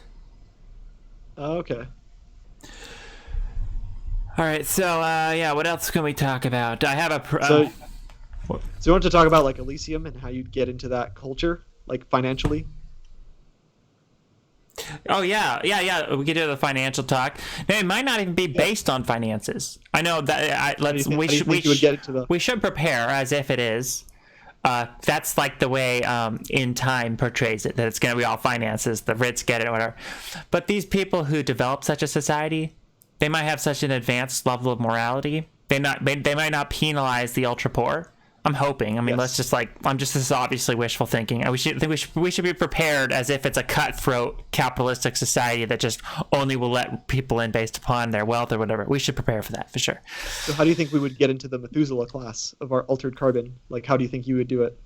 I would prepare as if it's a morality test, personally. I think that's the smartest, because I think a society that's advanced enough to create the Ultra Elysium, at that point they might have more infinite resources. They might not be so much concerned with money And it might be they might be doing their judgment based upon purely what type of person, as far as their culture, the type of person that is like it that's so embedded in the person that it's just who they are. So they might be like such an advanced way of testing people, going into their mind, even maybe exploring the history of their mind. That's how they would select who gets to go to the Elysium Society. Yeah, there might be some very advanced. Imagine a society like a border patrol system, but in 1,000 years in the future, when they can like scan your brain, scan your mind, look into like your things you've done in the past, possibly. Everything. You think social credit system will make the way from China to here, and then the Eternal Life Society will be based on the social credit system? 100%. And I think we should prepare as if they're already doing a social credit system, but it's not public like in China, and they're just doing that. They're just looking, they're monitoring, or if not yet, like any time, or definitely in the future, they could have more ability to monitor us all, right? So that's one theory. So it kind of ties back into, when I'm always saying fear the hypothetical God.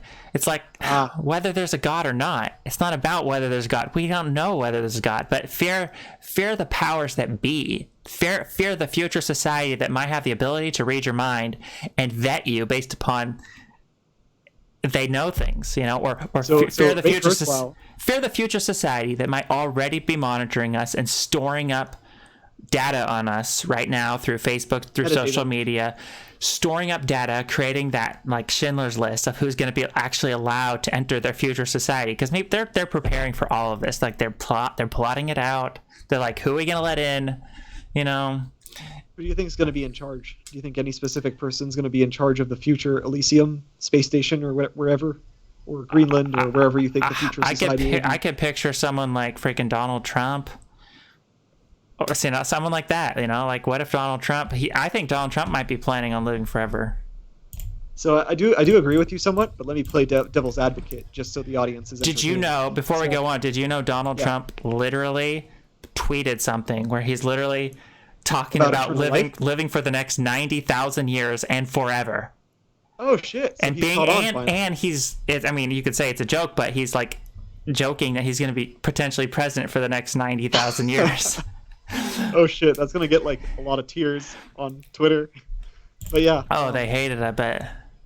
Yeah, the salt mines are open again, boys. So anyway, what I wanted to say was like, what if you're correct, but instead of having like Ray Kurzweil, Peter Thiel, and Elon Musk, instead of these people being in power, let's say somebody else is in power, like let's say George Soros or Warren Buffett, or a lot of these people who just care about money and they don't give a shit about eternal life.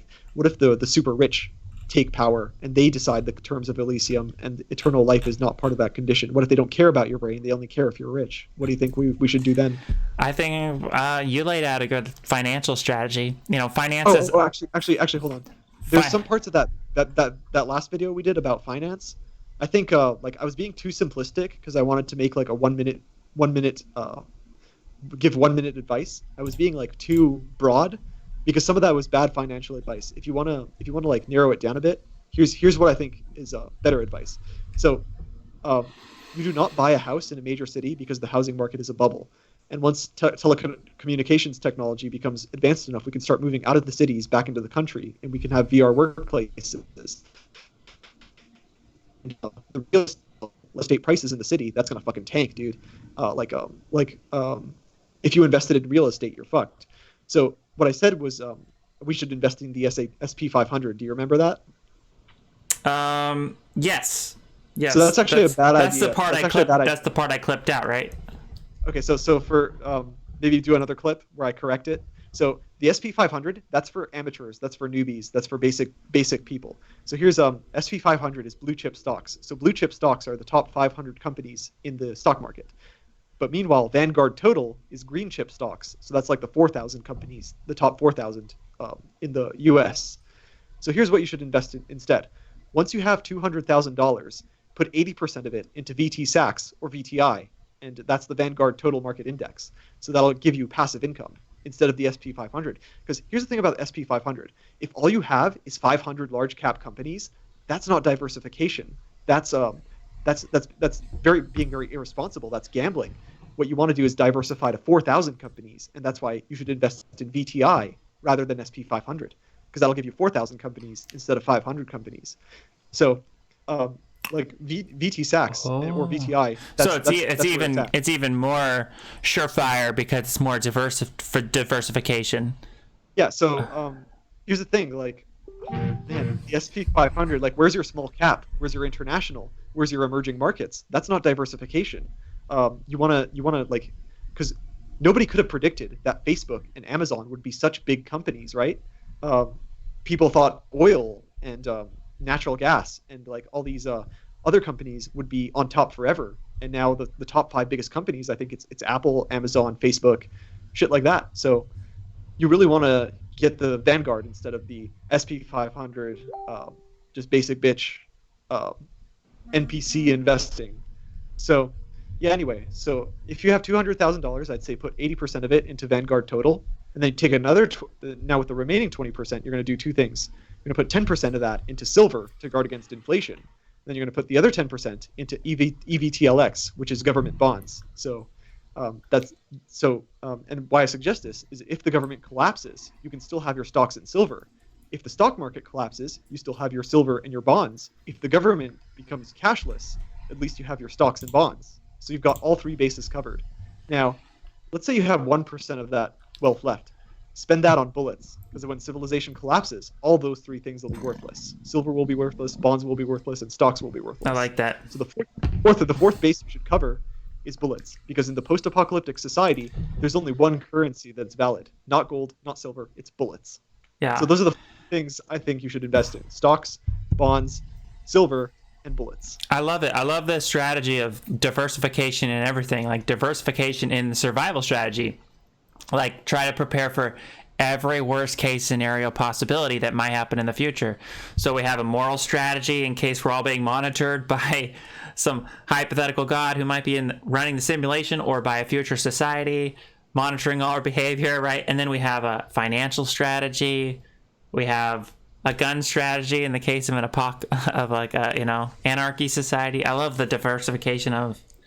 You got to cover all the bases. Yeah. So like I said, if you got bonds and like I said, if the government collapses, only your stocks and your silver are valuable, because your bonds, if you have bonds and the government collapses, the bonds are worthless. But at least you invested in other things too. Now, if the stock market collapses, your stocks are worthless, but at least you invested in the other things. And if the government starts seizing silver, like FDR, he took people's gold and silver away. If that happens, well, at least you got your bonds and your stocks. So you got every avenue covered in case of either hyperinflation, collapse, or seizure. Perfect. So yeah, I'm gonna have to. I love, you're very advanced with the whole financial strategy stuff. Like, it is totally not in the realm of my thought process. Like, really, I hardly ever thought about. But I should watch this back. I gotta go though, because I got something else to do. I'm being so messaged. You want to wrap up the podcast? Yeah, let's give final thoughts. You go first. Okay, so anyway, what we've been talking about this whole podcast is just try and cultivate a long-time preference mindset. As in, you think about first you think about the existential risks to your eternal life. You rank them in accordance with how likely they are. Coronavirus is probably not the number one most likely thing to kill you. Rank them in accordance, and then the capital you're earning right now, whether it's at your job or passive income, you allocate that accordingly to respond to each of these dangers. And eventually, you want to kind of you want effective altruism. After that, you want to spend your money in the way that it would best benefit the most people, including yourself, for eternal life. And that's all I have to say about that. I love it. Maybe we should, before we wrap this up, I want to show you guys the type of thing not to do if you don't want to be put on a bad list, okay? Right? Because watch this. You're going to freak out. This is what the crazy people are doing in clown world. So these are the people that, like, let's say we're in a social credit system right now. These are the people who are basically being a stupid example. Okay, check this out. So there's this video this person, he interviews some crazy girls, and look what they say. Here we go. I'll just play this video right now. This is the drag queen girl. Wait a second. Oops, darn it. I gotta go back to the beginning of this video. Okay, here we go. He explains what's going on here. Oh, darn it. Okay. There we go. Darn it. Why does it keep on skipping ahead? Okay, here we go. Oh, damn. Wait. You got it? Yes, here we go. Hey guys, I'm Lady Maga, the man in the makeup. After all, that is the definition of a drag queen. Ladies and gentlemen, this is my official walk away video, inspired by the Walk Away campaign. I am a conservative drag queen who loves America. Let me tell you why I said goodbye to the Democrats. The Democrats have become radicalized. They talk more like socialists and communists and fascists than they do Americans. You guys, seriously, this kind of nonsense is not supposed to happen in America. And what's even more alarming is the Democrats are radicalizing our youth. So I went to Gay Pride in Salt Lake City, and I asked people, if you had 1 minute with our president, Donald Trump, what would you say? Take a look at the response I got from some of America's radicalized youth. What would you say? I can make me 1 You second. wouldn't like literally kill him. I mean, if I didn't get charges, I'd f***ing kill him. I would tell him he's a piece of shit. So you would kill him? Yes. Yeah, if I could do it legally. Girl, what you just saw is the work of the Democrat Party. That was it.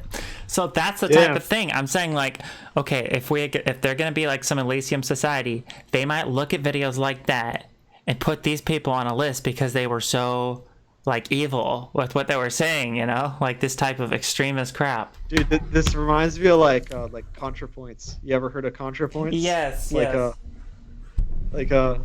She does all the videos in like drag and has all these like really fancy costumes. I don't like the drag queen stuff, but it was about the those crazy girls saying they freaking murder Trump. It's crazy. Anyway, back to this idea of like what you should do. I think we should try and like give our listeners a message before they go. I assume our average listener is like working some dead end job and like they're not moving ahead in life. Like the economy's not working out for them. I think your priorities, in terms of what I think your priorities should be, number one is preparation. You always have food for when shit hits the fan. And your number two preparation, your secondary goal, this is going to be your second job, is what I call fuck you money. Okay? Fuck you money. Remember that term. Mm-hmm. And actually, pull up your YouTube and type in fuck you money into the YouTube and click the first video that comes up. It's just a 1 minute clip. It's from a movie called The Gambler with Mark Wahlberg. And like it was like the first financial advice that really inspired me. But like if you want the best possible strategy for like becoming part of the elite in the future, like don't ask me, just watch this 1 minute video called Fuck You Money. It's F you money. Actually, the video is called The Position of Fuck You. Is it John Goodman, the gambler? Yeah, The Position of Fuck You. It's like a 1 minute video. Okay, I think I found it. All right, put it up. Yeah, I found it. Okay. Let me just switch views. Okay, here we go. You get up $2.5 million. Any asshole in the world knows what to do. You get a house with a 25-year roof, an indestructible Jap economy shitbox. You put the rest into the system at 3 to 5% to pay your taxes, and that's your base. Get me? That's your fortress of fucking solitude. That puts you for the rest of your life at a level of fuck you. Somebody wants you to do something? Fuck you. Boss pisses you off? Fuck you. Own your house. Have a couple bucks in the bank. Don't drink. That's all I have to say to anybody at any social level. Did your grandfather take risks? Yes. I guarantee he did it from a position of fuck you. A wise man's life is based around fuck you. The United States of America is based on fuck you. You're a king. You have an army, greatest navy in the history of the world. Fuck you, blow me. We'll fuck it up ourselves, which we have done. Beautiful fuck you position, lost forever.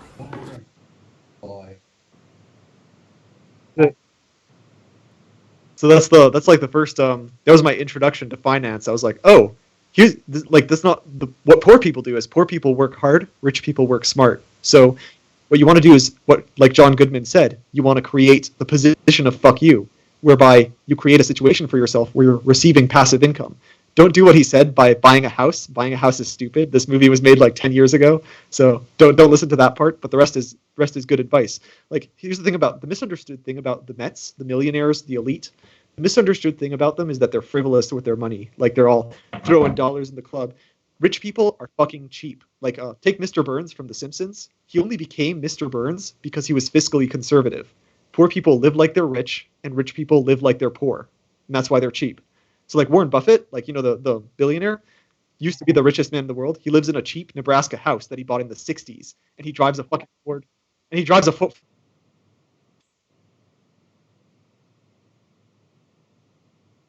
Yes. So that's just what I'm trying to get around here with this whole podcast, is just for the average person who's just making money and spending it. Don't do that. Create a position of financial independence where you're receiving passive income. And while you're receiving passive income, you can do this prepper bullshit like I'm doing, or like Rowan's doing, or you can work on your philosophical endeavors, or your projects, or you can do research for aging. You can only do that once you're free, and you're only free once you have the position of fuck you. So that's what I call fuck you money. And if you want to take risks, you got to do it from a position of fuck you. And that's all I have to say about that. Any closing statements?